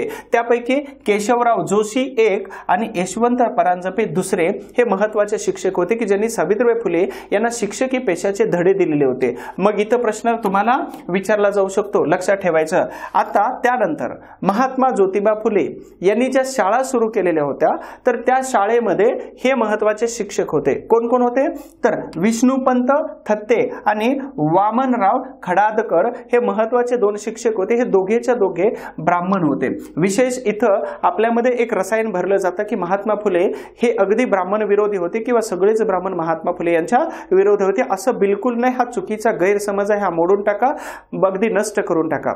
महात्मा फुले आणि डॉक्टर बाबासाहेब आंबेडकर यांना सर्वात जास्त मदत जर कोणी केली असेल तर ब्राह्मण समुदायातील व्यक्तींनीच केली होती. अगदी हाताच्या बोटावर मोजण्या इतपत जी लोक होती की जी पुरातन विचारसरणी, त्याला सनातन विचारसरणी म्हणू आपण, आणि त्या विचारसरणीचा आत्मसात करून या समाज सुधारणेच्या विरोधामध्ये ते अगदी प्रतिबंध आणि स्पीड ब्रेकर आणत होते. आणि त्यांनाच काय करतो आपण, तर त्यांनाच सनातनी लोक म्हणतो. परंतु सर्वात जास्त सपोर्ट हा ब्राह्मण समुदायातील महत्वाच्या व्यक्तींनी, मित्रांनीच या महापुरुषांना केलेला होता. म्हणून हा गैरसमज एकदा मनातून काढून टाका. त्यानंतर 1855 मध्ये प्रश्न आलेला आहे, भारतातील पहिली प्रौढांसाठीची जी शाळा आहे रात्रशाळा, तर ही रात्रशाळा महात्मा ज्योतिराव फुले यांनी पुण्यामध्ये सुरू केली. पुण्यामध्ये कुठे सुरू केली होती, महात्मा फुले वाडा या ठिकाणी सुरू केली होती. आणि रोज रात्री 2 तास या रात्रशाळेमध्ये शिकवलं जात होतं. मग शिक्षक कोण होते, तर या ठिकाणी शिक्षक होत्या सावित्रीबाई फुले. ह्या रोज 2 तास या रात्रशाळेमध्ये शिकवत होत्या, की जे दिवसभर काम करतात त्यांना 2 तासाचा वेळ द्यावा लागायचा. त्यांना शिकलं पाहिजे, दिवसात नाही जमत रात्री शिकलं पाहिजे. आणि भारतातील ही पहिली रात्रशाळा आहे 1855 ची, जी पुण्यामध्ये आपल्या स्वतःच्या घरी सुरू केलेली होती. हे इन्फॉर्मेशन व्हिडिओ शेवटपर्यंत बघा. अशीच इन्फॉर्मेशन जी तुम्ही कधीच नाही वाचले ती इन्फॉर्मेशन इथं तुम्हाला ऐकायला आणि शिकायला मिळणार आहे. एवढं केलं, महात्मा फुले परत कुठेच वाचायचे नाही, हे चॅलेंज आहे माझं. त्यानंतर पुढे महत्वाचं, बाहुलीचा हौद. शिक्षणातला पहिला बळी कोण होता, महात्मा ज्योतिबा फुले यांचे खूप जवळचे मित्र होते की ज्यांचं नाव आहे डॉक्टर घोले. डॉक्टर घोले, डॉक्टर विश्राम घोले. ओके. आणि डॉक्टर विश्राम घोले हे महात्मा फुले यांच्या चळवळीशी संबंधित होते, विचारसरणी आत्मसात करणारे होते. पण डॉक्टर घोले यांनी काय केलं, तर आपल्या ज्या 2 मुली होत्या त्या मुलीमधली सर्वात पहिली जी मुलगी होती की जिचं नाव आहे बाहुली, तिला काय म्हटलं जात होतं, तर काशीबाई उर्फ बाहुली असं त्यांचं नाव होतं. ही बाहुली आहे डॉक्टर विश्राम घोले यांची मुलगी. आता विश्राम घोले यांचा संबंध काय येतो, 1857च्या उठावामध्ये विश्राम घोले यांनी इंग्रजांच्या बाजूने जखमी सैनिकांना ट्रीटमेंट केलेलं होतं. डॉक्टर होते हे स्वतः. आणि त्याचबरोबर जेव्हा महात्मा ज्योतिबा फुले हे पॅरालिसिस झालेलं होतं उजव्या बाजूला, तर त्यावेळी ट्रीटमेंट सुद्धा विश्राम घोले यांनीच केलेलं होतं 1883 पासून 1890 पर्यंत. हा त्यांचा छोटासा परिचय. यांनी काय केलं होतं, महात्मा ज्योतिबा फुले यांच्या विचारसरणीला अनुसरून आपली जी मुलगी आहे काशीबाई उर्फ बाहुली, तर हिला शिक्षण दिलं होतं. पण जवळच्याच नातेवाईकांना पटलं नाही, पचलं नाही. त्यांनी काय केलं, तर यांना सांगितलं की तुम्हाला बहिष्कार घालू, तुम्हाला समाजातून बाहेर काढू. विश्राम घोले ऐकले नाही. त्यांनी काय केलं, तर शिक्षण देण्याचं काम पुढे चालू तसंच ठेवलं. शेवटी जवळच्याच नातेवाईकांनी ह्या छोट्याशा मुलीला काय केलं, काचेचा लाडू खाऊ घातला. आणि आंतरस्राव जास्त झाल्यामुळं आतड्यामध्ये अगदी जखमा झाल्यामुळं ह्या छोट्याशा नन्याशा मुलीचा काय केला होता, तर शिक्षणाचा पहिला बळी गेलेला होता. आणि मग इथं डॉक्टर विश्राम घोले यांनी मागं नाही पाहिलं, तर त्यांनी काय केलं, तर त्यांची जी दुसरी मुलगी होती तर त्या दुसऱ्या मुलीला परत शिक्षण द्यायला सुरुवात केली होती. तर हे बाहुली आहे, या स्त्री शिक्षणाचा पहिला बळी आहे हा डॉक्टर विश्राम घोले यांची बाहुली किंवा काशीबाई नावाची मुलगी. आता इथं जे काय आहे, तर हा बाहुलीचा हौद आहे पुणे शहरामध्ये, आज तो पडक्या अवस्थेमध्ये आहे. तर हा बाहुलीचा हौद म्हटलं जातं. हा बाहुलीचा हौद प्रकरण काय आहे, आपण एकदा विशेष सगळी प्रकरण आपण घेऊ. पंचहौद मिशन असेल, बाहुलीचा हौद असेल, बर्वे असेल, किंवा अगदी सगळीच प्रकरण आपण एकदा घेणार आहोत. तर त्याच्यामध्ये तुम्हाला हे परत एकदा रिपीट होतं. पण इथं थोडंसं हा पुण्यामध्ये बाहुलीचा हौद आहे. ओके. आणि त्या बाहुलीच्या हौदामध्येच ही कोनशिला बनलेली आहे, काशीबाई 14. ठीक आहे, काशीबाईचा हौद म्हटलेला आहे, त्यालाच बाहुलीचा हौद असं म्हटलं जातं. आणि हा स्त्री शिक्षणातील पहिला बळी. अशीच इन्फॉर्मेशन शेवटपर्यंत आहे, म्हणून शेवटपर्यंत टिकून राहा आणि कमेंट करत चला. त्याच्यासाठी पैसे नाही लागत, जीएसटी नाही लागत आहे.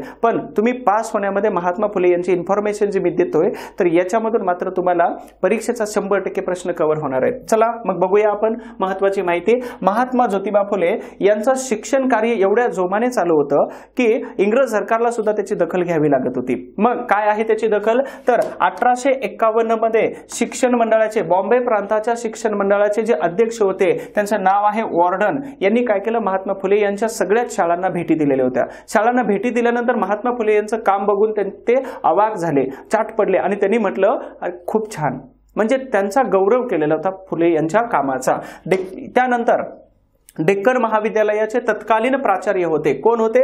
तर प्राचार्य थॉमस कॅन्डी हे होते. आणि तर हे मेजर थॉमस कॅन्डी जे होते तर यांनी काय केलं, ब्रिटिश सरकारच्या वतीने 16 नोव्हेंबर 1852 मध्ये पुण्यामध्ये दगडूशेठ गणपतीच्या बाजूला असणारा जो विश्रामबाग वाडा आहे, जो विश्रामबाग वाडा आहे, तर त्या विश्रामबाग वाड्यामध्ये काय केलं तर महात्मा फुले आणि सावित्रीबाई फुले या फुले दाम्पत्याचा त्यांनी ब्रिटिश सरकारच्या वतीने सत्कार आयोजित केलेला होता 16 नोव्हेंबर 1852 मध्ये. एवढ्यावरतीच हे मेजर कॅन्डी थांबले नाहीत, तर त्यांनी काय केलं, महात्मा फुले यांच्या ज्या शाळा चालवल्या जातात तर ह्या शाळेंना पुस्तक पुरवण्याचं काम हे मेजर कॅन्डी यांच्याकडून गेलं होतं.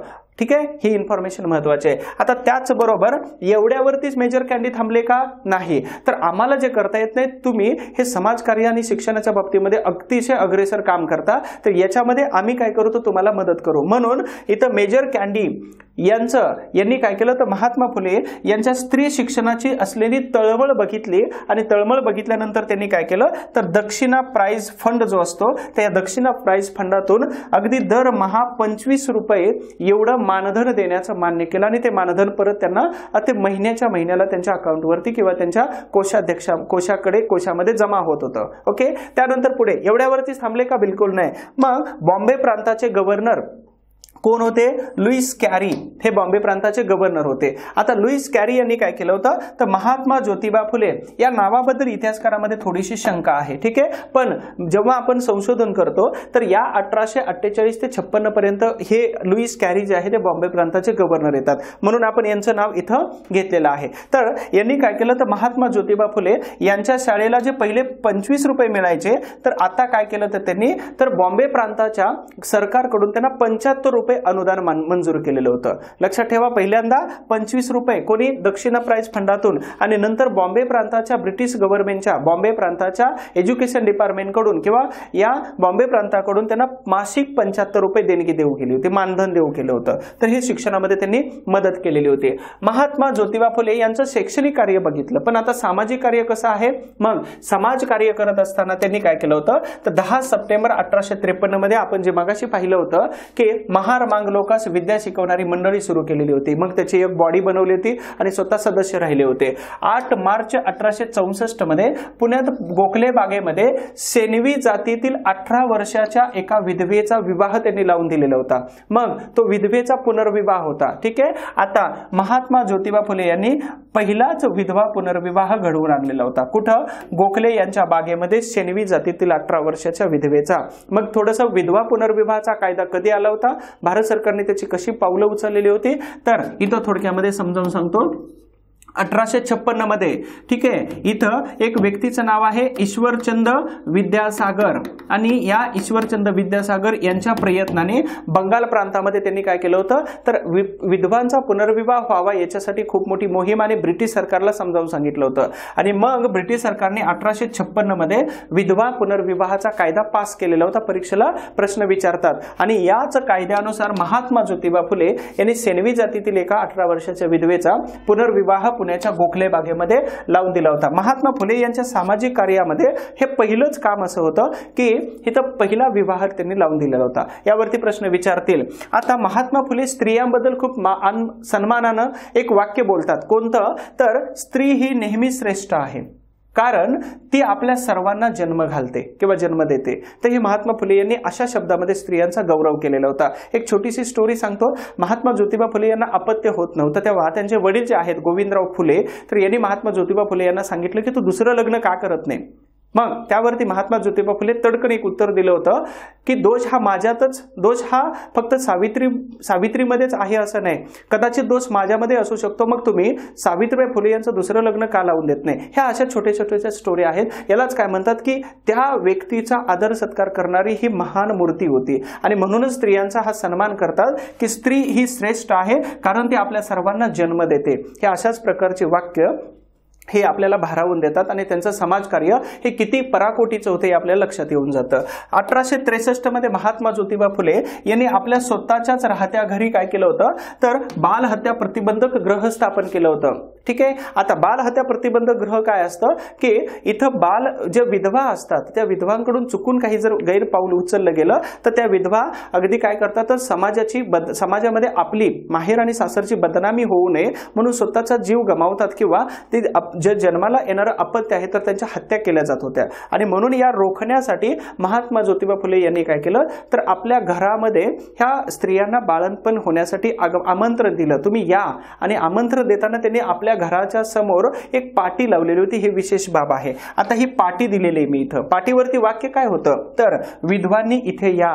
ठीक आहे. आजकाल असं दिसत नाही कुठे. विधवांनी इथे या, सुरक्षितपणे बाळंत व्हा, सर्व काही गुप्त ठेवले जाईल आणि तुमच्या मुलांचे संगोपन केलं जाईल. मग त्या अनेक मुलांची आई होण्याचं भाग्य हे सावित्रीबाई फुले यांना मिळालेलं होतं. आणि याच मध्ये एक मुलगा जो यशवंत होता तर त्यांना 1873 मध्ये त्यांनी दत्तक घेतलेलं होतं. ते पण आपण पुढे बघणार आहोत. मग याच्यामध्ये जेव्हा स्वतःच्या घरातील बाल हत्या प्रतिबंधक गृह हे जेव्हा सक्सेस झालं होतं तर त्यावेळी महात्मा फुले यांनी काय केलं होतं, तर पंढरपूर या ठिकाणी सुद्धा एक बाल हत्या प्रतिबंधक गृहाची स्थापना केलेली होती. ठीक आहे, सिंपल. त्यानंतर बाल हत्या प्रतिबंधक गृहामध्ये काशीबाई या ब्राह्मण विधवेनं यशवंत नावाच्या मुलाला जन्म दिला होता. आता हे कधीच आहे, तर हे 1865 मध्ये यशवंत यांचा काय झाला, तर जन्म झालेला होता. ठीक आहे, काशीबाई यांच्या पोटी. आणि त्याच्यानंतर यशवंत यांना इथं 1873 मध्ये महात्मा ज्योतिबा फुले यांनी दत्तक म्हणून घेतलेलं होतं. ओके, तर हे वर्ष लक्षात ठेवा. काशीबाई आणि दत्तक मुलगा यशवंत की ज्यांना पुढे डॉक्टर बनवलेलं होतं हे सुद्धा इथं विसरायचं नाही. मग परत व्यक्तींचा चौथा गट इथं आलेला आहे. कोणता चौथा गट आहे, तर या कामामध्ये महात्मा फुले यांना बाल हत्या प्रतिबंधक गृह स्थापण्यामध्ये आणि मदत कोणी केलेली होती. मग इथं आहेत लोकहितवादी, त्याच्यानंतर रा गो भांडारकर, उमाशंकर, न्यायमूर्ती महादेव गोविंद रानडे, लालशंकर, मामा परमानंद आणि तुकाराम तात्या पडवळ या महान व्यक्तींनी काय केलं होतं, तर एका महात्मा फुले आद्य समाज सुधारक यांना त्या कामामध्ये, चांगल्या कामामध्ये मदत केलेली होती. ही गोष्ट विसरायची नाही, लक्षात ठेवायची. यानंतर पुढे महत्वाचं, ज्योतिबा फुले यांनी समाजकार्य करता करता त्यांनी नाभिकांचा संप 2 ठिकाणी घडवून आणले होते. राज्यसेवा पूर्व परीक्षा 2021 मध्ये प्रश्न विचारला होता आणि त्याचं सरळ एक उत्तर होतं. कोणतं, ओके, राज्यसेवा पूर्व परीक्षेमध्ये हा प्रश्न विचारला होता की एल्फिन्स्टन कॉलेजच्या पटांगणामध्ये 1889 मध्ये संप कोणी घडवून आणला होता, तर त्याचं उत्तर महात्मा ज्योतिबा फुले येतं. मग याची पूर्ण डिटेल्स मध्ये बघू आपण.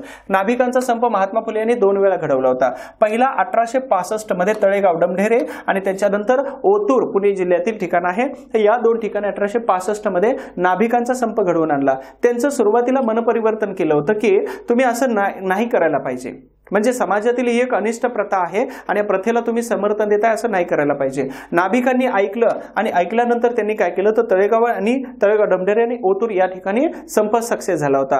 काय प्रोसेस होती, काय गंमत किंवा काय प्रकार होता हा, की एखाद्या स्त्रीचा पती जेव्हा निधन पावतो तर त्या स्त्रीनं विद्रूप दिसावं, समाजाच्या नजरा तिच्यावरती पडू नये आणि वाईट कृत्य जाऊन पुढे होऊ नये, याच्यासाठी त्या स्त्रीनं स्वतःला विद्रूप करून घ्यायचं. म्हणजेच काय, तर तिचं जे आभूषण आहे महत्वाचं म्हणजे केस, तर हे केस तिनं काय करायचे, कट करायचे. आणि म्हणूनच या नाभिकांना समजावून सांगितलं की अशा प्रकारच्या कामाला तुम्ही प्रोत्साहन देऊ नका. ओके. त्यानंतर दुसरा संप आहे 14 एप्रिल 1889 मध्ये, तारीख लक्षात ठेवा. आणि अशा प्रकारचा जर गाडी नंबर तुम्हाला दिसला 1865 आणि 1889 तर समजायचं प्रश्न एमपीएससी ला आलेला आहे पूर्व परीक्षेच्या राज्यसेवेला एकदा. तर मुंबईच्या एल्फिन्स्टन महाविद्यालयाच्या बॅक साईडच्या जे पटांगण होतं तर त्या पटांगणामध्ये प्रचंड मोठी नाभिकांची सभा भरवली होती. या सभेला नाभिक हजर होते आणि स्त्रिया सुद्धा हजर होत्या. या सभेमध्ये महात्मा फुले हे अगदी आजारी अवस्थेत असताना सुद्धा तिथं हजर राहिले होते. मग हे सभा अध्यक्ष कोण होतं, तर सदोबा कृष्णाजी यांच्या अध्यक्षतेखाली ही सभा भरली होती. आणि विशेष सहभाग कोणाचा होता, उपस्थिती कोणाची होती, तर गद्रे आणि केळकर आणि त्याचबरोबर महात्मा फुले. ठीक आहे. तर महात्मा फुले, तर या महत्वाच्या व्यक्तींच्या याच्यामध्ये हे नाभिकांचा संप घडलेला होता. आता याचे आयोजक कोण होते, महात्मा ज्योतिबा फुले. आणि सर्वात महत्वाची भूमिका महात्मा फुले यांचीच होती आणि यांच्याच नेतृत्वाखाली हा एल्फिन्स्टन पटांगणामध्ये नाभिकांचा संप घडवून आणला होता. लक्षात ठेवा 14 एप्रिल 1889 आणि इथं 1865 दोन संप आहेत. ह्या दोन्हीवरती प्रश्न टप्प्याटप्प्याने एमपीएससीने विचारलेले आहेत. मग हा जो नाभिकांचा जो संप आहे तर या संपाला पाठिंबा कोणी कोणी दिला होता इथं तिसरा प्रश्न बनू शकतो भविष्यामध्ये. मग इंदू प्रकाश, दीनबंधू, सुबोध पत्रिका, इंडियन स्पेक्टेटर ह्या न्यूज पेपरने नाभिकांच्या संपांचं काय केलं होतं तर वृत्तांत प्रिंट केला होता की महात्मा फुले चांगलं काम करतात. ते हे महत्वाचे वर्तमानपत्र आहेत, यांना विसरायचं नाही, यांना लक्षात ठेवायचं. यानंतर पुढे महत्वाचं 1868 मध्ये 1863 पासून 66 आणि 66 पासून काही कालावधीपर्यंत पुण्यात दुष्काळाच्या झळा लागत होत्या.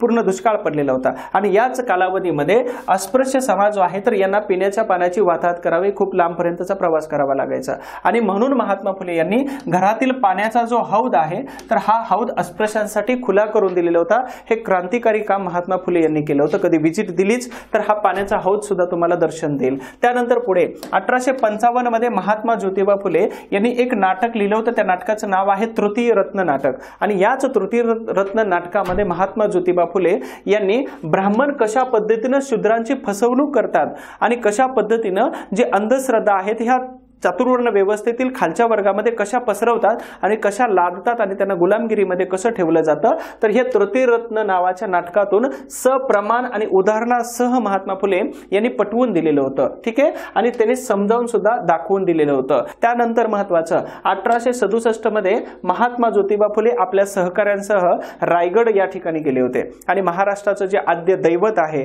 महाराष्ट्राचं जे प्रेरक स्थान आहे, प्रेरणास्थान आहे तर छत्रपती शिवाजी महाराज यांच्या समाधीचा त्यांनी जीर्णोद्धार केलेला होता. परंतु तिथं ठाणे जिल्ह्याचे जे कलेक्टर आहेत ह्या कलेक्टरनी काय केलं होतं तर आपल्या स्वखर्चाने, लक्षात ठेवा खूप वाचावं लागेल तेव्हा इन्फॉर्मेशन तुम्हाला कुठेतरी मिळेल. तर ठाणे जिल्ह्याचे जे कलेक्टर आहेत ह्या कलेक्टरनी काय केलं तर ह्या समाधीचा जो संपूर्ण खर्च आहे तर तो उचलला आणि महात्मा फुले यांनी त्या जिल्ह्याच्या कलेक्टरच्या माध्यमातून सरकारला आवाहन केलं की सरकारने ह्या समाधीचा जीर्णोद्धार आणि समाधीचं जे पुनर्रचना जे आहे तर याची पूर्ण जबाबदारी सरकारने स्वतःकडे घ्यावी असं महात्मा फुले यांनी सरकारला पत्र लिहिलं होतं. पण इतर ठाणे जिल्ह्याचा जो जिल्हाधिकारी आहे ह्या जिल्हाधिकारी यांनी स्वखर्चाने सुरुवातीला ही समाधीचा काय केलं होतं तर उद्धार केलेलं होतं, हे विसरायचं नाही. आता यानंतर 1869 मध्ये महात्मा ज्योतिबा फुले यांनी शिवाजीराजे भोसले नावाचा पोवाडा रचलेला होता. हा पोवाडा किती भागामध्ये होता तर टोटल हा पोवाडा साधारणतः 8 भागामध्ये रचलेला होता. ओके आणि मग महात्मा ज्योतिबा फुले यांनी आपल्या स्वतःला कुळवाडी भूषण ही उपमा किंवा उपाधी लावून घेतलेली होती. हा पोवाडा रचल्यानंतर स्वतःला कुळवाडी भूषण, लक्षात ठेवायचं, हे विसरायचं नाही, छत्रपती शिवाजी महाराजांचा गौरव केलेला होता. छत्रपती शिवाजी महाराज यांच्याकडून प्रेरणा घेतलेली होती. कोणी तर महात्मा ज्योतिबा फुले. समाजकार्य करत असताना, शैक्षणिक काम करत असताना जर हा समाज शिकला तर दुकानं बंद होतील आपली आणि असं म्हणून हे सनातनी जी लोक होती तर ह्या सनातनी लोकांनी काय केलं तर महात्मा फुले हेच नको आहेत आपल्याला आणि सुडाच्या भावनेतून महात्मा ज्योतिबा फुले यांच्यावरती धोंडीराम कुंभार आणि सज्जन रोडे मांग तर या दोघांना काय केलं होतं मारेकरू म्हणून त्यांना पाठवलं होतं. ही घटना आहे 1856 ची.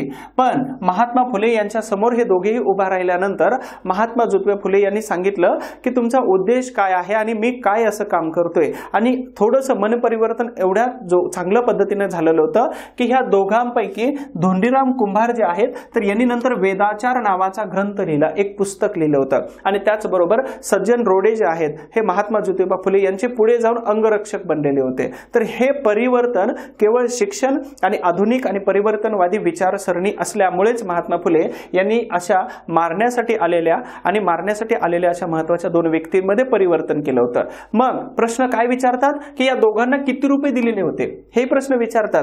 तर या दोघांना 1856 मध्ये 1000 रुपये दिलेले होते महात्मा ज्योतिबा फुले यांची हत्या करण्यासाठी, मारण्यासाठी, लक्षात ठेवायचं. त्यानंतर महात्मा ज्योतिबा फुले यांनी जो समाज सुरू केला होता त्याला सत्यशोधक समाज असं म्हटलं जातं. मग ह्या सत्यशोधक समाजाच्या बद्दलची थोडक्यात माहिती कोणती आहे तर 24 सप्टेंबर 1873 मध्ये, 24 सप्टेंबर ही तारीख माहिती आहे तुम्हाला, अजून एका घटनेशी संबंधित आहे. ती घटना म्हणजे कोणती आहे तर 24 सप्टेंबर 1932.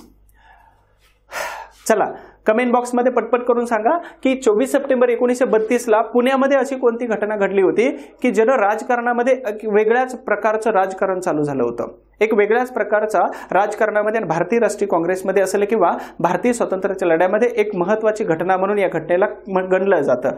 तर ही घटना कोणती आहे कमेंट बॉक्स मध्ये पटपट सांगा। 24 सप्टेंबर तोपर्यंत आपण सत्यशोधक समाज उभा केलेला होता महात्मा ज्योतिबा फुले यांनी। कशासाठी? तर सत्यालाच शोधणारा हा समाज होता आणि सत्याच्याच मार्गाने जाणारा हा समाज महात्मा फुले यांनी शोधला होता।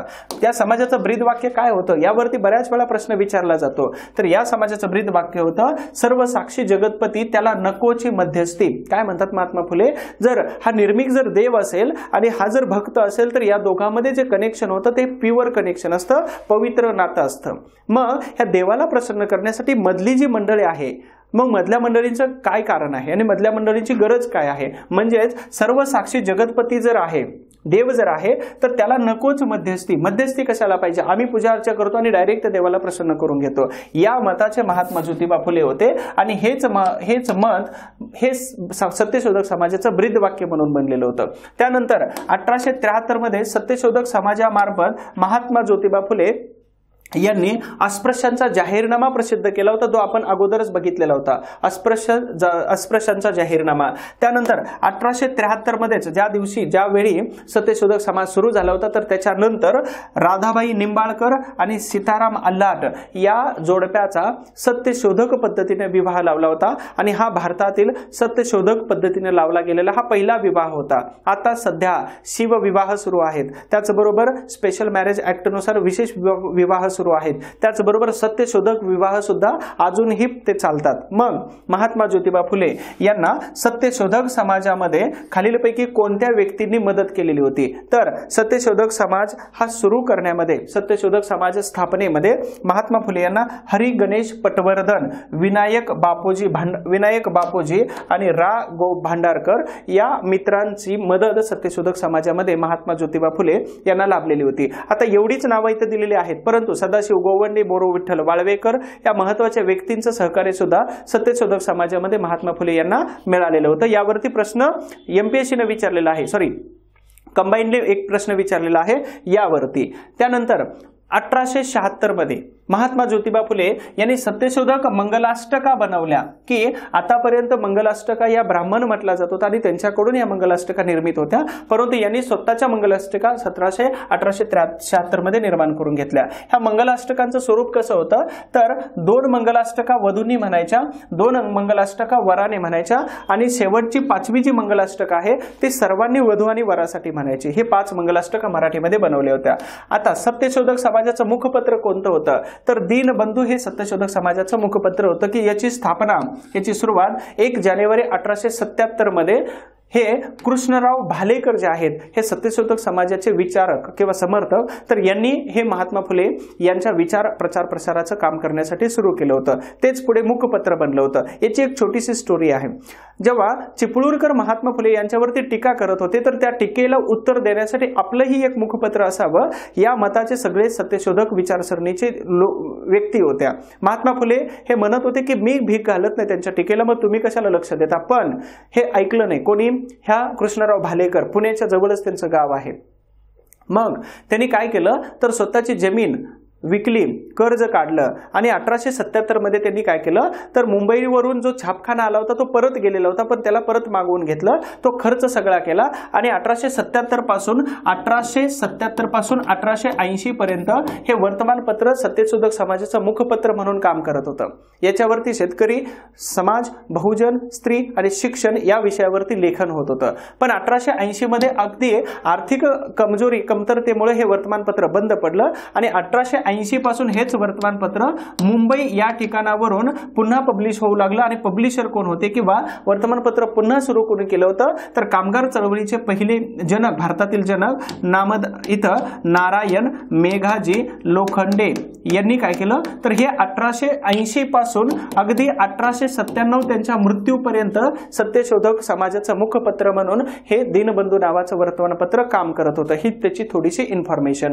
त्यानंतर महात्मा फुले यांनी हरीश शिंदे, कृष्णराव भालेकर यांच्या मदतीने एक वेगळं काम करायला सुरुवात केली. कोणतं? तर एक कंपनी स्थापन केली, कमर्शियल अँड कॉन्ट्रॅक्टर कंपनी. याच कंपनीनं काय केलं होतं? तर पुण्यातील खडकवासला जे धरण आहे तर या खडकवासला धरणाला दगड पुरवण्याचं काम ह्या कमर्शियल अँड कॉन्ट्रॅक्टर कंपनीच्या माध्यमातून महात्मा फुले यांनी केलेलं होतं. त्याचबरोबर महात्मा ज्योतिबा फुले यांनी ससाणे यांच्या मदतीने चुना आणि दगड पुरवण्याचं जे काम केलं होतं तर ते कामाचा परिणाम किंवा त्या कामाची पावती आजही तुम्हाला पुणे आणि येरवडा या शहराला किंवा दोन भागांना जोडणारा जो मधला पूल आहे तर त्या पुलामध्ये अगदी तुम्ही जर पाठी बघितली, कोनशीला बघितलं तर त्याच्यावरती तुम्हाला नाव दिसतं. तर तिथं सुद्धा महात्मा ज्योतिबा फुले यांनी आपल्या या कंपनीच्या माध्यमातून काही मटेरियल पुरवण्याचं काम केलेलं होतं. त्याचबरोबर 1877चा कालावधी आहे. हा कालावधी कोणाचा आहे? तर लॉर्ड लिटन यांचा कालावधी. आणि 1876 पासून 1880 पर्यंत प्रचंड मोठा दुष्काळ पडलेला होता. या दुष्काळामध्ये महात्मा ज्योतिबा फुले यांनी आपले मित्र डॉक्टर शिवप्पा यांच्या मदतीने पुण्याच्या धनकवडी या ठिकाणी विद्यार्थ्यांसाठी प्रश्न विचारलेला आहे. विद्यार्थ्यांसाठी विक्टोरिया कॅम्प किंवा विक्टोरिया आश्रमाची स्थापना केलेली होती. आणि याच्यामध्ये विद्यार्थ्यांना जेवण, राहणं आणि शिक्षण या तिन्ही सोयीसुविधा महात्मा फुले उपलब्ध करून देत होते. अशाच प्रकारची इन्फॉर्मेशन अजून पुढे आहे. शेवटपर्यंत व्हिडिओ बघा, एकही प्रश्न याच्या बाहेरचा येणार नाही. आणि काम करत चला, पवित्र काम. कोणतं? तर लाईक करा, शेअर करा आणि तुमच्या मित्रांनाही शेअर करत चला. आणि विशेष स्पर्धागर्भ ऍप्लिकेशन डाउनलोड करा. तिथं माझा नंबर मिळेल. कोणतीही इतिहासातली शंका जर असेल तर तुम्हाला तिथं कंप्लीट करून मिळेल. ठीक आहे? हा, ऍडमिशन घेतलं असेल किंवा नसेल तरी तुम्ही फोन केला तरी चालतंय. महात्मा ज्योतिबा फुले यांच्यावरती टीका कोणी कोणी केली होती यावरती प्रश्न विचारतात की महात्मा ज्योतिबा फुले यांच्यावरती टीका कोणी केली आणि महात्मा ज्योतिबा फुले यांचा गौरव कोणत्या न्यूजपेपरने केला? तर टीका करणारे न्यूजपेपर होते पुणे वैभव. ठीक आहे, नंबर 1 पुणे वैभव. त्याच्यानंतर विविध ज्ञान विस्तार आणि निबंधमाला. ह्या महत्वाच्या 3 न्यूजपेपरने महात्मा फुले यांच्यावरती टीका केली होती. प्रत्येक वेळी टीका करत होते. त्याचबरोबर ख्रिस्ती पत्र जे आहेत, ख्रिस्ती न्यूजपेपर जे आहेत त्या ख्रिस्तीमध्ये सत्यदीपिका, सुबोध पत्रिका, ज्ञानप्रकाश, ज्ञानोदय आणि दीनबंधू तर या महत्वाच्या न्यूजपेपरने महात्मा फुले यांच्या कामाचा गौरव केलेला होता. मग इथं 2 महत्वाचे कन्सेप्ट येतात. तर निबंधमाला जे न्यूजपेपर आहे, ह्या निबंधमाला न्यूजपेपरने सत्यशोधक समाजाच्या ज्या बैठका होत होत्या आणि या बैठकांचं वृत्तांत म्हणू आपण, तर त्या बैठकांचे जे वृत्तांत होते तर ते प्रिंट कसे केले जात होते? तर बैठकीत शूद्रांच्या सभेचा वृत्तांत या टायटल खाली निबंधमाला या पत्रिकेमध्ये काय केलं होतं? लिखाण केलं जात होतं. टीका केली जात होती की शूद्रांच्या सभा आहेत, या शूद्रांची सभा आहे. अशा प्रकारचे महाराष्ट्रामध्ये महात्मा फुले यांनी ब्राह्मणेतर चळवळीचा पाया घातलेला होता. याला बळकट कोणी केलं? तर यांनी सुरुवात केली होती खूप जोमाने. छत्रपती शाहू महाराजांनी यांना बळकट केलं होतं आधार देऊन. आणि डॉक्टर आंबेडकर यांनी ही चळवळ पुढे रन केलेली होती. तर यालाच महाराष्ट्राला काय म्हटलं जातं? शाहू फुले आंबेडकर यांचा पुरोगामी महाराष्ट्र म्हटलं जातं. ठीक आहे, त्या चळवळीचा पाया महात्मा ज्योतिबा फुले यांनी घातलेला होता. त्यानंतर शैक्षणिक काम आणि सामाजिक काम लक्षात घेऊन पुण्यामध्ये, मुंबईमध्ये असणारी कोळीवाडा येथील कोळीवाडा किंवा मांडवी या ठिकाणी महात्मा फुले यांची 60 वर्ष पूर्ण झाली म्हणून त्यांचा सत्कार समारंभ मुंबईमध्ये आयोजित केला होता. तारीख काय आहे?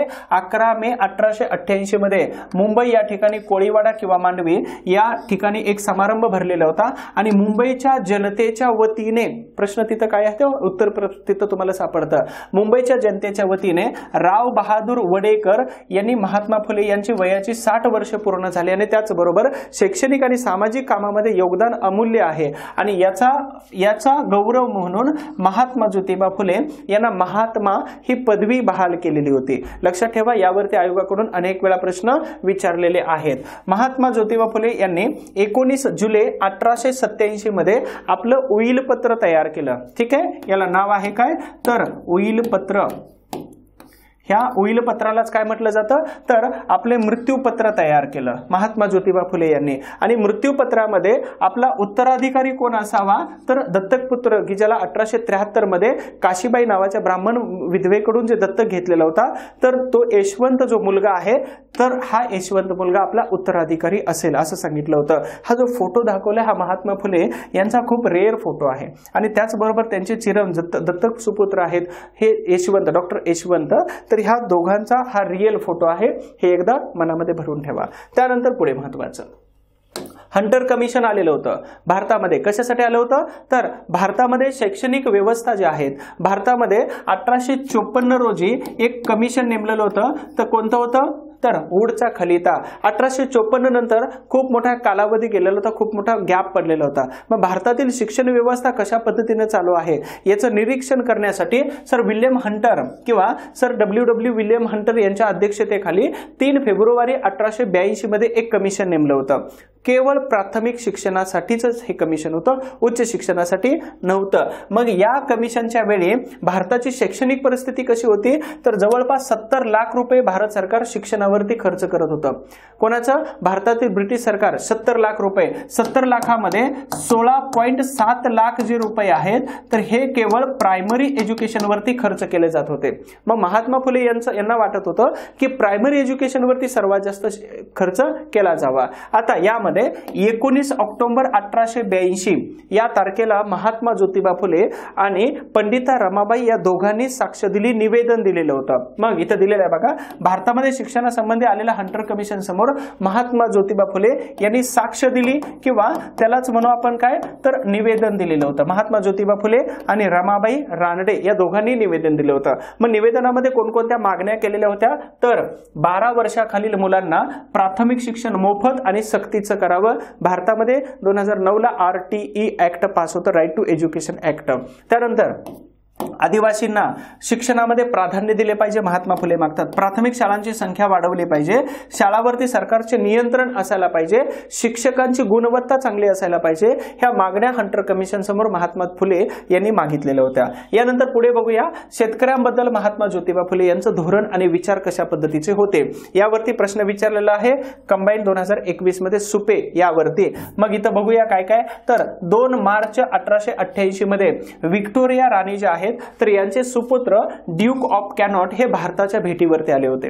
आणि भारताच्या भेटीवरती आल्यानंतर ते जेव्हा पुण्यामध्ये हरिरावजी यांनी मेजवानी दिली होती त्यांना आणि पुण्याच्या भेटीवरती जेव्हा आले होते तर त्यावेळी मानपत्र हे देण्याचा जो काही कार्यक्रम होता तर त्याला महात्मा फुले यांचं समर्थन अशा प्रकारचं. त्यानंतर ड्यूक ऑफ कॅनॉट हे पुण्यामध्ये आले आणि पुण्यामध्ये हरिरावजी यांनी काय केलं होतं त्यांनी मेजवानी दिली होती. मग पुण्यामध्ये काय केलं होतं तर शेतकऱ्याच्या वेशामध्ये महात्मा फुले यांनी त्यांचं स्वागत केलेलं होतं, लक्षात ठेवायचं.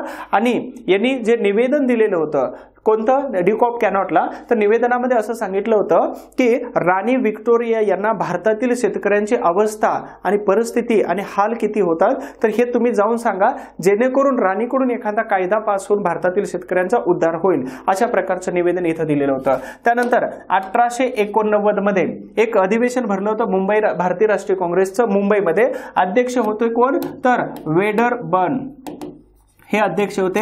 हे पहिले इंग्रज व्यक्ती अध्यक्ष आहेत, ठीक आहे, लक्षात ठेवायचं.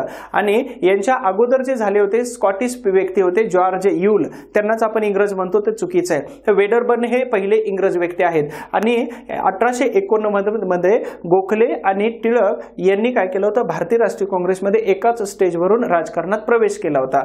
तर या अधिवेशनामध्ये महात्मा ज्योतिबा फुले भारतीय राष्ट्रीय काँग्रेसच्या सभेमध्ये शेतकऱ्यांना बिलकुल स्थान नसल्यामुळे भारतीय राष्ट्रीय काँग्रेसला राष्ट्रीय म्हणवून घेण्याचा अधिकार नाही आणि जोपर्यंत शेतकऱ्यांच्या हिताचे निर्णय होत नाहीत तोपर्यंत या काँग्रेसला राष्ट्रीय म्हणून घेण्याचा अधिकार नाही. आणि जेव्हा होईल त्यावेळी तुम्ही राष्ट्रीय म्हणा असा सडेतोड प्रकारची टीका भारतीय राष्ट्रीय काँग्रेसवरती ज्योतिबांनी केलेली होती. 1875 मध्ये सुपे, जुन्नर आणि अहमदनगर या भागामध्ये खतफोडीचं बंड सुरू झालेलं होतं. आता ह्या खतफोडीचं बंड कधी शांत झालं होतं तर जेव्हा 1875 मध्ये इथं डेक्कन ऍग्रिकल्चर जो ऍग्रिकल्चर रिलीफ ऍक्ट जो आहे तर हा डेक्कन ऍग्रिकल्चर रिलीफ ऍक्ट जेव्हा पास केला ब्रिटिश सरकारने तर त्यावेळी हे खतफोडीचं बंड जे आहे तर हे शांत झालेलं होतं. त्याचबरोबर महात्मा ज्योतिबा फुले यांनी जुन्नर मधील शेतकऱ्यांना काय केलं होतं शेतसारा भरू नका अशा प्रकारचं आवाहन केलं होतं.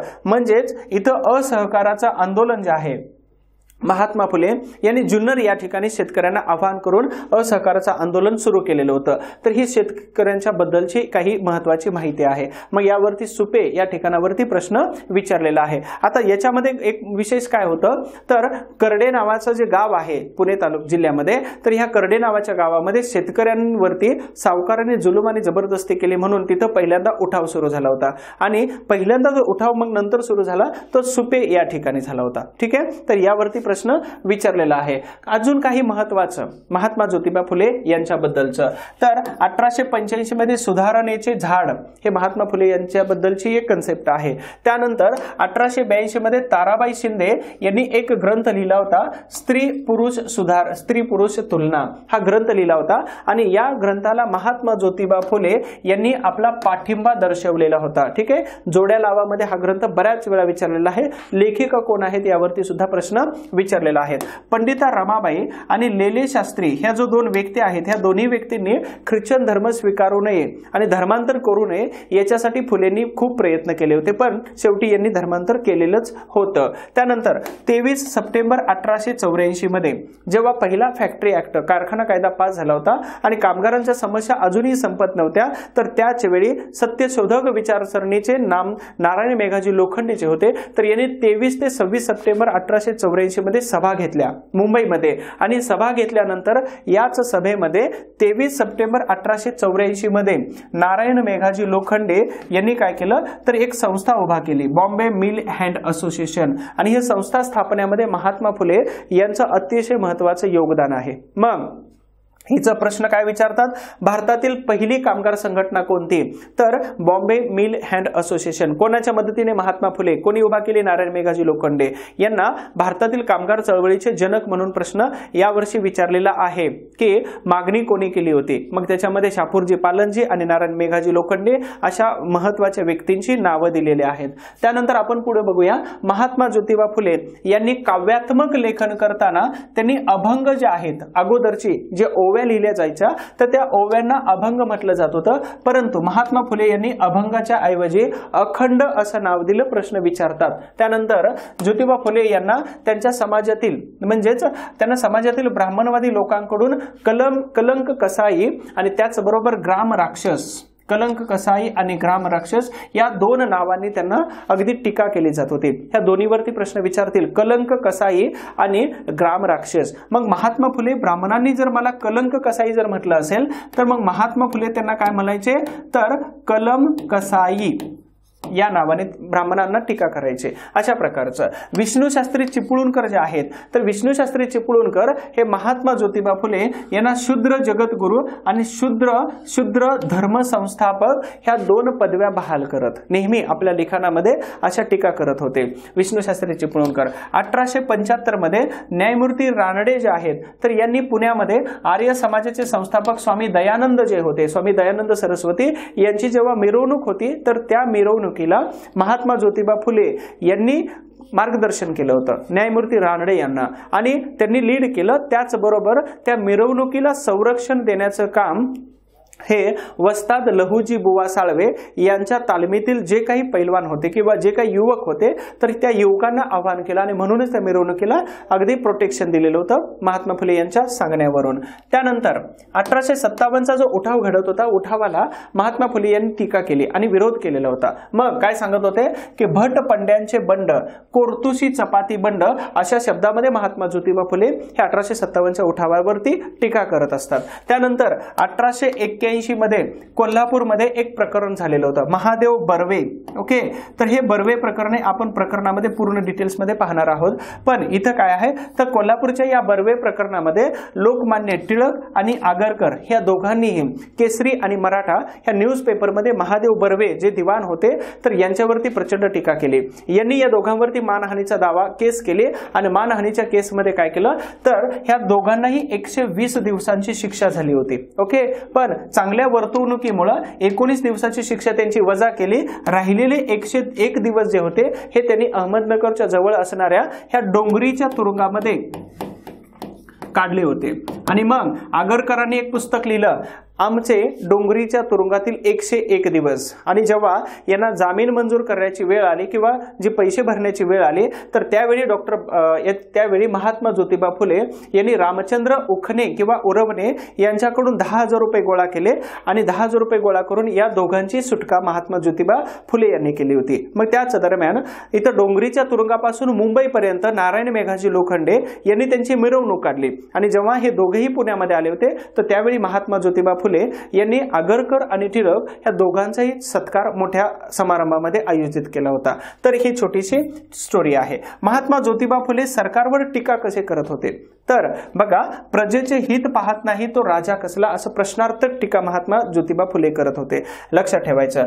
त्यानंतर इतर काही महत्वाचे, मद्यपान विरोधी मोहीम 1880 मध्ये महात्मा ज्योतिबा फुले यांनी राबवलेली होती। जेव्हा महात्मा ज्योतिबा फुले 78 पासून 82 पर्यंत नगरपालिकेचे मेंबर होते किंवा नगरसेवक होते आणि याच दरम्यान यांनी काय केलं होतं तर इथं इंदुप्रकाश आणि त्याचबरोबर ज्ञानप्रकाश ह्या दोन महत्वाच्या न्यूजपेपर मधून महात्मा फुले काय करत होते तर मद्यपान विरोधी मोहीम राबवत होते, प्रचार आणि प्रसार करत होते। महानगरपालिकेला नवीन परवानगी देऊ नका, जास्त टॅक्स आकारा आणि त्यांचे गुत्ते शहराच्या बाहेर पाठवा, अशा प्रकारची विरोधी मोहीम इथं राबवलेली होती। 1854 मध्ये महात्मा ज्योतिबा फुले यांची आर्थिक परिस्थिती खूपच कमतरता झाली होती, आर्थिक परिस्थिती खूपच बिघडलेली असताना त्यांनी अगदी स्कॉटिश मिशनरीमध्ये काही कालावधीसाठी अर्धवेळ शिक्षकाची नोकरी केलेली होती महात्मा ज्योतिबा फुले यांनी। महात्मा ज्योतिबा फुले यांचे सुपुत्र डॉक्टर यशवंत यांचे लग्न हडपसरचे कृष्णा ससाने जे आहेत तर यांची मुलगी राधा यांच्याबरोबर 1889 मध्ये लावून दिलेलं होतं। त्यानंतर 1878 ते 1882 या दरम्यान महानगरपालिकेचे महात्मा फुले सदस्य होते। त्यानंतर लॉर्ड लिटन जे होता, हा लॉर्ड लिटन भारताचा त्यावेळेचा कोण होता तर व्हाईसरॉय होता। याचा कालावधी आहे 1876 ते 1880 आणि हा लिटन भारताच्या पुण्याच्या भेटीवर येत असताना पुणे महानगरपालिकेने त्यांच्या दिव्याची सजावट करावी आणि शहराची सजावट करावी, दिवे लावावे, त्याच्यासाठी 1,000 रुपये अर्थसंकल्पाच्या बाहेर काढले। मग महात्मा फुले यांनी काय केलं तर यावरती टीका केली होती मोठी, सांगितलं की तेच पैसा शिक्षणासाठी तुम्ही खर्च करा, लिटन येतात म्हणजे काय कोण जास्त मोठे लोक येत नाहीत, तर अशी टीका महात्मा फुले यांनी केलेली होती। महात्मा ज्योतिबा फुले यांनी आज जी महात्मा फुले मार्केट मंडई जी आहे तर ह्या मंडईची इमारत बनवलेली होती महात्मा ज्योतिबा फुले। त्या मंडईला मुंबई प्रांताचे जे गव्हर्नर होते लॉर्ड रे यांचं नाव दिलेलं होतं, परंतु इथं स्वातंत्र्यानंतर प्रके अत्रे जे आहेत ह्या प्रके अत्रे यांनी लॉर्ड रे यांच्या नावाच्या ऐवजी इथं महात्मा फुले मंडई किंवा महात्मा फुले हे नाव त्या मंडईला दिलेलं होतं। तर ही इमारत आहे, आज ही तिथं इमारत आहे। त्याच्यानंतर क्रांतिकारी विचार महात्मा फुले यांचे कसे होते, त्यांनी अनाथ बालिकाश्रमांची स्थापना केलेली होती। त्याचबरोबर विवाहाचं वय 18 असावं, बहुपत्नीत्वाची पद्धत नसावी, त्यावेळेचे सरदार बहुपत्नीत्वाच्या पद्धतीचा अवलंब करत होते। मग बहुपत्नीत्वाची पद्धत नसावी की ज्याच्यामध्ये स्त्रियांना मान सन्मान मिळत नाही, या मताचे महात्मा फुले होते। रमाबाई रानडे ह्या ज्या आहेत यांचा गौरव सतशील आणि सत्यशोधक साध्वीनी असा महात्मा फुले करतात। ब्राह्मण सर्वत्र पूजक याला हरताळ पाळला पाहिजे असे सुद्धा महात्मा फुले हे क्रांतिकारी विचार स्वतःमध्ये ठेवत होते। यानंतर स्वतःचं तत्वज्ञान, त्यालाच आपण धार्मिक तत्वज्ञान म्हणू, तर हे स्वतःचं धार्मिक तत्वज्ञान महात्मा फुले यांचं कशा पद्धतीचं होतं आणि काय त्यांच्या तत्वज्ञानामध्ये विशेष होतं। तर महात्मा ज्योतिबा फुले हे कट्टर एकेश्वरवादाचे पुरस्कर्ते होते। एकेश्वरवादाची संकल्पना मांडताना त्यांनी निर्गुण आणि निराकार जे आहे तर तो ईश्वर आहे आणि त्याच ईश्वराला महात्मा फुले यांनी निर्मिक अशा पद्धतीचं नाव दिलेलं होतं। ओके, निर्मिक हे नाव दिलेलं होतं महात्मा फुले यांनी ईश्वराला। इथं प्रश्न विचारलेला आहे। धार्मिक विचारामध्ये महात्मा ज्योतिबा फुले जे आहेत तर हे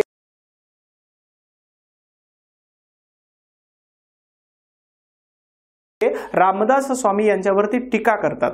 आता रामदास स्वामी यांच्यावरतीच टीका करत नाहीत तर ते मुकुंदराव, त्याचबरोबर रामदास स्वामी आणि त्याचबरोबर ज्ञानदेव हे जे आहेत तर या महत्वाच्या 3 व्यक्तींवरती सुद्धा काय टीका करतात तर ब्रह्मवृंदातील महाधूर्त साधू असं महात्मा फुले आपल्या प्रचंड कडक शब्दामध्ये टीका करतात ह्या मुकुंदराव, रामदास आणि ज्ञानदेव किंवा ज्ञानेश्वर यांच्यावरती ब्रह्मवृंदातील महाधूर्त साधू।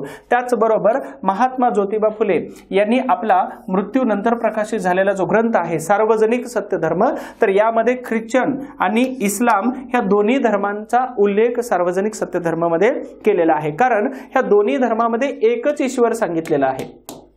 ओके, एकच देव सांगितलेला आहे आणि त्याच्यामुळे महात्मा फुले काय करतात तर या दोन धर्मांचा आदर करतात।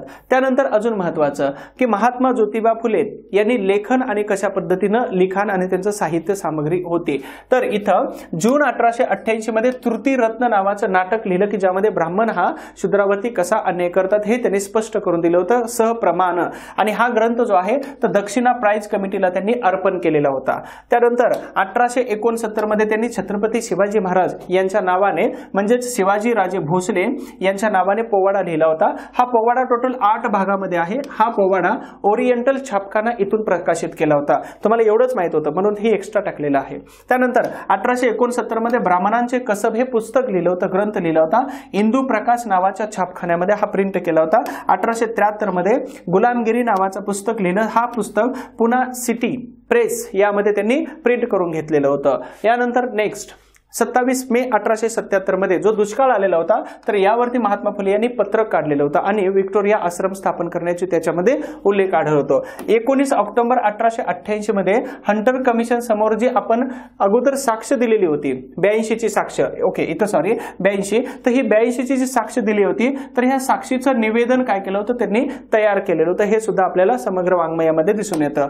13 जुलै 1883 मध्ये शेतकऱ्यांचा आसूड नावाचं पुस्तक महात्मा फुले यांनी लिहिलं होतं, परंतु ह्या पुस्तकामध्ये त्यांनी काही आवतनं कॉपी केलेली होती। मग कोणकोणती? द इंडिया 3000 इयर्स अगो या पुस्तकातून काही आवतने, काही पंक्ती, काही लाईन्स, काही सेंटेन्सेस महात्मा फुले यांनी अगदी आवतने मांडलेली होती। 8 डिसेंबर 1884 मध्ये महात्मा फुले यांनी मलबारी म्हणजेच कोण तर बेहरामजी मलबारी संमती वयाचा कायदा पास करणारे किंवा त्याचे समर्थन करणारे, तर बेहरामजी मलबारी यांच्याबद्दलची 2 टिपणं लिहिलेली होती। त्यांच्याबद्दलचे 2 टिपणं म्हणजे निबंध लिहिले होते की त्यांचे काम कशा पद्धतीने करतात। जून 1885 मध्ये सत्सारचे अंक प्रकाशित झाले होते आणि सौजन्य मित्र छापखाना याच्यामध्ये ते प्रिंट होत होते।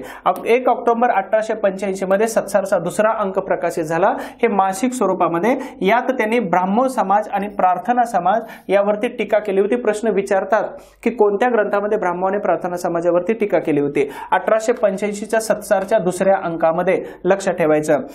21 ऑक्टोबर 1885 मध्ये त्यांनी इशारा नावाचं पुस्तक लिहिलेलं होतं। 29 मार्च 1886 मध्ये ग्रामजोशांची खबर किंवा जाहीर प्रकटन अशा प्रकारचं त्यांनी पत्रक लिहिलं होतं। 2 जून 1886 मध्ये मामा परमानंद हे त्यांचे मित्र होते, सहकारी होते, यांना त्यांनी पत्र लिहिलं होतं। इथं एक मामा परमानंद यांचा उल्लेख आलेला आहे। मग तुम्हाला सांगतो की 1889 मध्ये आर्थिक परिस्थिती जेव्हा कमकुवत झालेली होती तर त्यावेळी बडोदाचे महाराज सयाजीराव गायकवाड हे जे आहेत तर सयाजीराव गायकवाड या महाराजांना महात्मा फुले यांचं काम सामाजिक, शैक्षणिक आणि कशा पद्धतीचं काम चालतं या कामाचा उल्लेख करून एक पत्र पाठवलं होतं आणि त्या पत्रामध्ये महात्मा फुले यांना आर्थिक मदत करावी असं आवाहन हे मामा परमानंद यांनी बडोदा नरेश सयाजीराव गायकवाड यांना केलेलं होतं। तर हे इथे एक उल्लेख आहे, तो स्पष्ट उल्लेख आहे आणि अशाच प्रकारचं हे महत्वाचं लेखन साहित्य।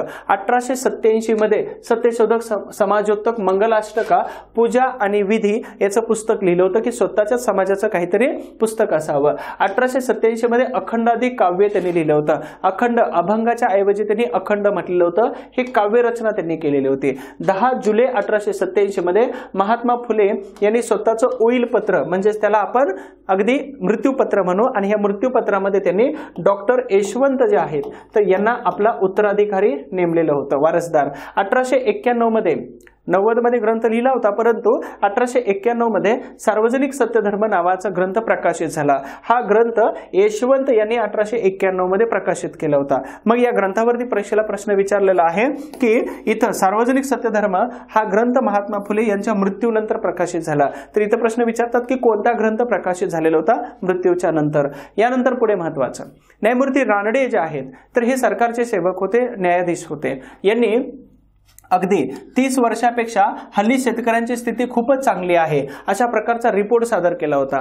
आणि या रिपोर्टवरती महात्मा फुले यांनी काय केलं होतं, आपलं मत मांडलं होतं आणि त्या मताचं खंडन केलेलं होतं यांच्या या मताचं स्टेटमेंटचं. 1873 मध्ये गुलामगिरी नावाचं पुस्तक लिहिलेलं होतं. हे गुलामगिरी पुस्तक गुलामांना दास्यत्वातून मुक्त करण्याच्या कामामध्ये निरपेक्ष आणि परोपकारी बुद्धी दाखवणाऱ्या ह्या अमेरिकेतील युनायटेड स्टेट्स मधील लोकांना महात्मा ज्योतिबा फुले यांनी 1873चं गुलामगिरी पुस्तक अर्पण केलेलं होतं. लक्षात ठेवा, इथं प्रश्न तुमचा आयोगाकडून विचारला जाऊ शकतो. त्यानंतर सार्वजनिक सत्यधर्म पुस्तकाबद्दलची थोडक्यामध्ये माहिती, मतं आणि त्याला कोणत्या नावाने ओळखलं जातं हे एकदा बघून घेऊया. हा शेवटपर्यंत बघा, खूप माहिती अजून राहिलेली आहे, थोडीशी एक्झाम ओरिएंटेड माहिती आहे. मग सार्वजनिक सत्यधर्म हा आहे तर हा विश्व कुटुंबाचा जाहीरनामा आहे असं कोणी म्हटलं होतं, लक्ष्मण शास्त्री जोशी यांनी महात्मा फुले यांच्या ग्रंथाचा गौरव केला होता. सत्यशोधक समाजाचे समर्थक मोरो विठ्ठल वाळवेकर यांनी या पुस्तकासाठी अर्थसहाय्य आणि लिखाणामध्ये त्यांना मदत केलेली होती. त्याचबरोबर या सार्वजनिक सत्यधर्माचे जे विचार आहेत ते पुढे 7 वर्षापर्यंत 1897 पर्यंत दीनबंधू या साप्ताहिकामधून व्यक्त केले जात होते महात्मा फुले यांचे विचार. या ग्रंथालाच सत्यशोधक समाजाचा बायबल म्हटलेला आहे. वी रा शिंदे, डॉक्टर आंबेडकरांच्या पूर्वीचे एक समाज सुधारक, महत्वाचे दलित उद्धारक वीरा शिंदे, तर यांनी बायबल म्हटलेला आहे हा सत्यशोधक समाजाचा. शेतकऱ्यांचे 3 शत्रू होते महात्मा फुले सांगतात. कोणकोणते शत्रू होते, तर इथं ब्राह्मण आणि भिक्षुक त्यांनाच कलम कसाई असं महात्मा फुले यांनी म्हटलेलं आहे. नंबर 2 नौकरशाही म्हणजे ब्रिटिश जो अन्याय अत्याचार करणारे आहेत. नंबर 3 सावकारशाही.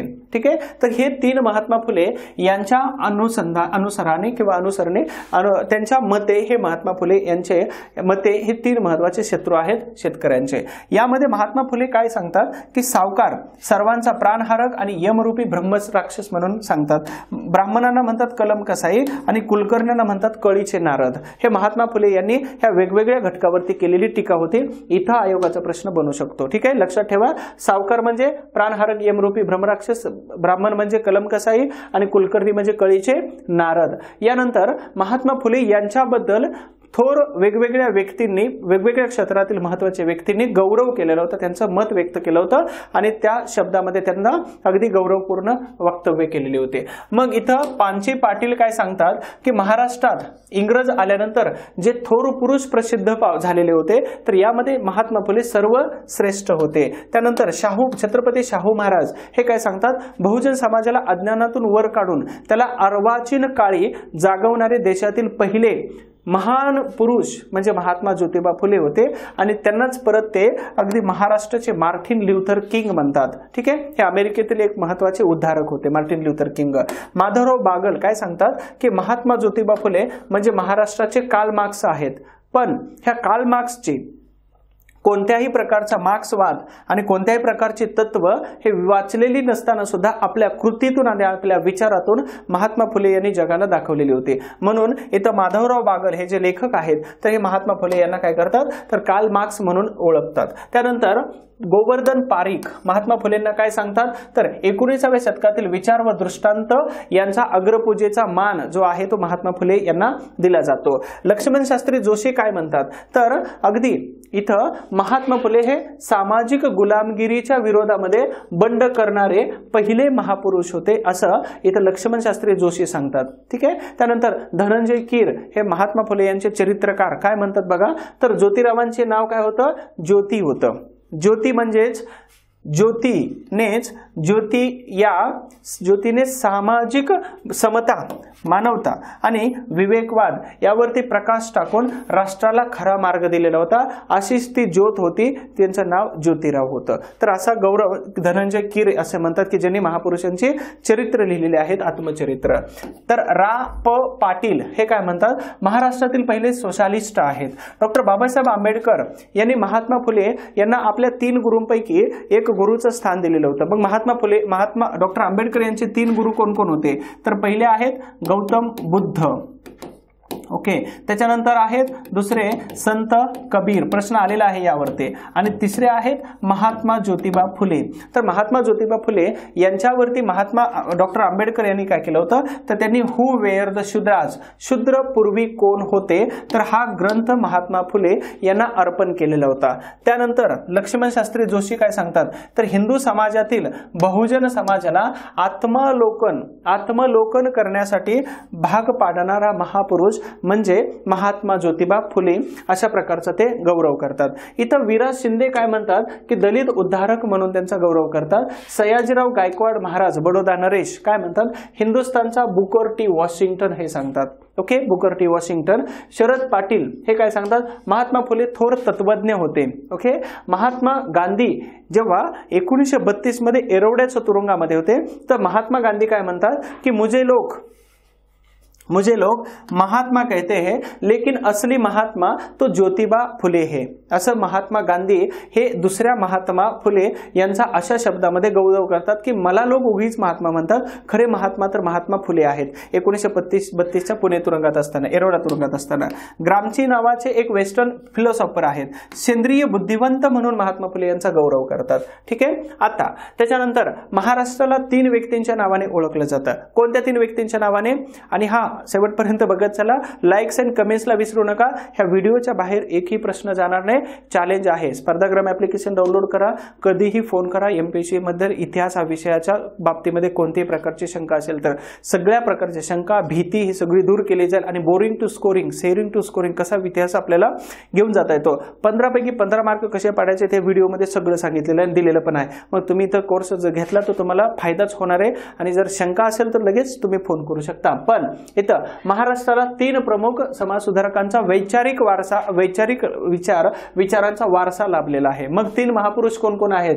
तर फुले, शाहू आणि आंबेडकर यांचा महाराष्ट्र म्हटलं जातं. फुले, शाहू, आंबेडकर यांचा महाराष्ट्र, यांचा पुरोगामी महाराष्ट्र म्हणून महात्मा फुले यांच्या अगदी आपल्याला या 3 महापुरुषांच्या नावाने गौरव केला जातो. ठीक आहे. महात्मा फुले वाडा आहे की ज्याचा नंबर आहे 572. ओके, गंजपेठेमध्ये आहे. आणि महात्मा फुले यांचं शेवटचं आपण इथं शिकतोय की 28 नोव्हेंबर 1890 मध्ये पुणे या ठिकाणी फुले वाड्यामध्ये त्यांचा शेवटचा श्वास घेतला. त्यांचं निधन झालेलं होतं. अशाच पद्धतीने महात्मा ज्योतिबा फुले यांच्याबद्दलची संपूर्ण माहिती आपण या व्हिडिओमध्ये घेतलेली आहे. पण अजून एक राहिलेले थोडंसं काय सूचना आहे की या सगळ्या बॅचेस आपल्या या स्पर्धाग्राम ऍप्लिकेशन मध्ये अवेलेबल आहेत. राज्यसेवा, त्याच्यानंतर PSI ST ASO group C चे असेल, डिपार्टमेंट PSI, वन सेवा, कृषी आणि इतर महत्त्वाच्या सरळ सेवा परीक्षेसाठी आवश्यक असणारा इतिहास.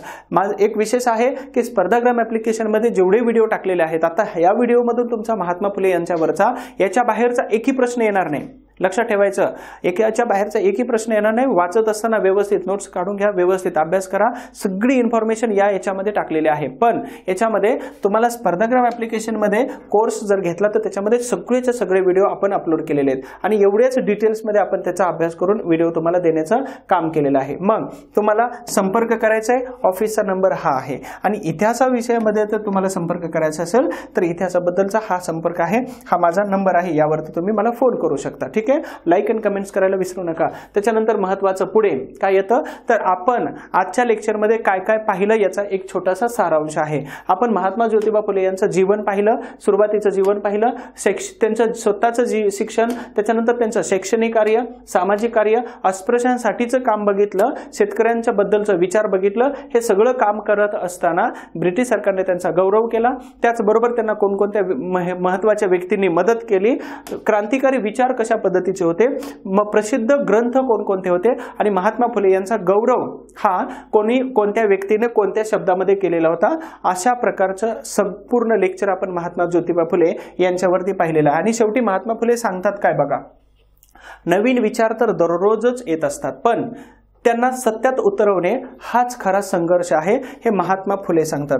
प्रचंड विरोध असताना सुद्धा आणि प्रचंड संकट असताना सुद्धा मानव मुक्तीसाठी अखंड प्रयत्न, अविरत प्रयत्न करत राहिले होते. मग संकट आली तर घाबरायचं नाही, त्या संकटांना सामोरं जायचं आहे. हे विचार आणि ही जी काही ताकद आहे तर ह्याच महापुरुषांच्या विचारामध्ये येते आणि ही ताकद तुम्हा सर्वांना मिळो अशी मी अपेक्षा करतो. Thank you so much. Wish you all the best. आणि विशेष लाईक कमेंट आणि शेअर करायला विसरू नका. Thank you so much. थँक्यू.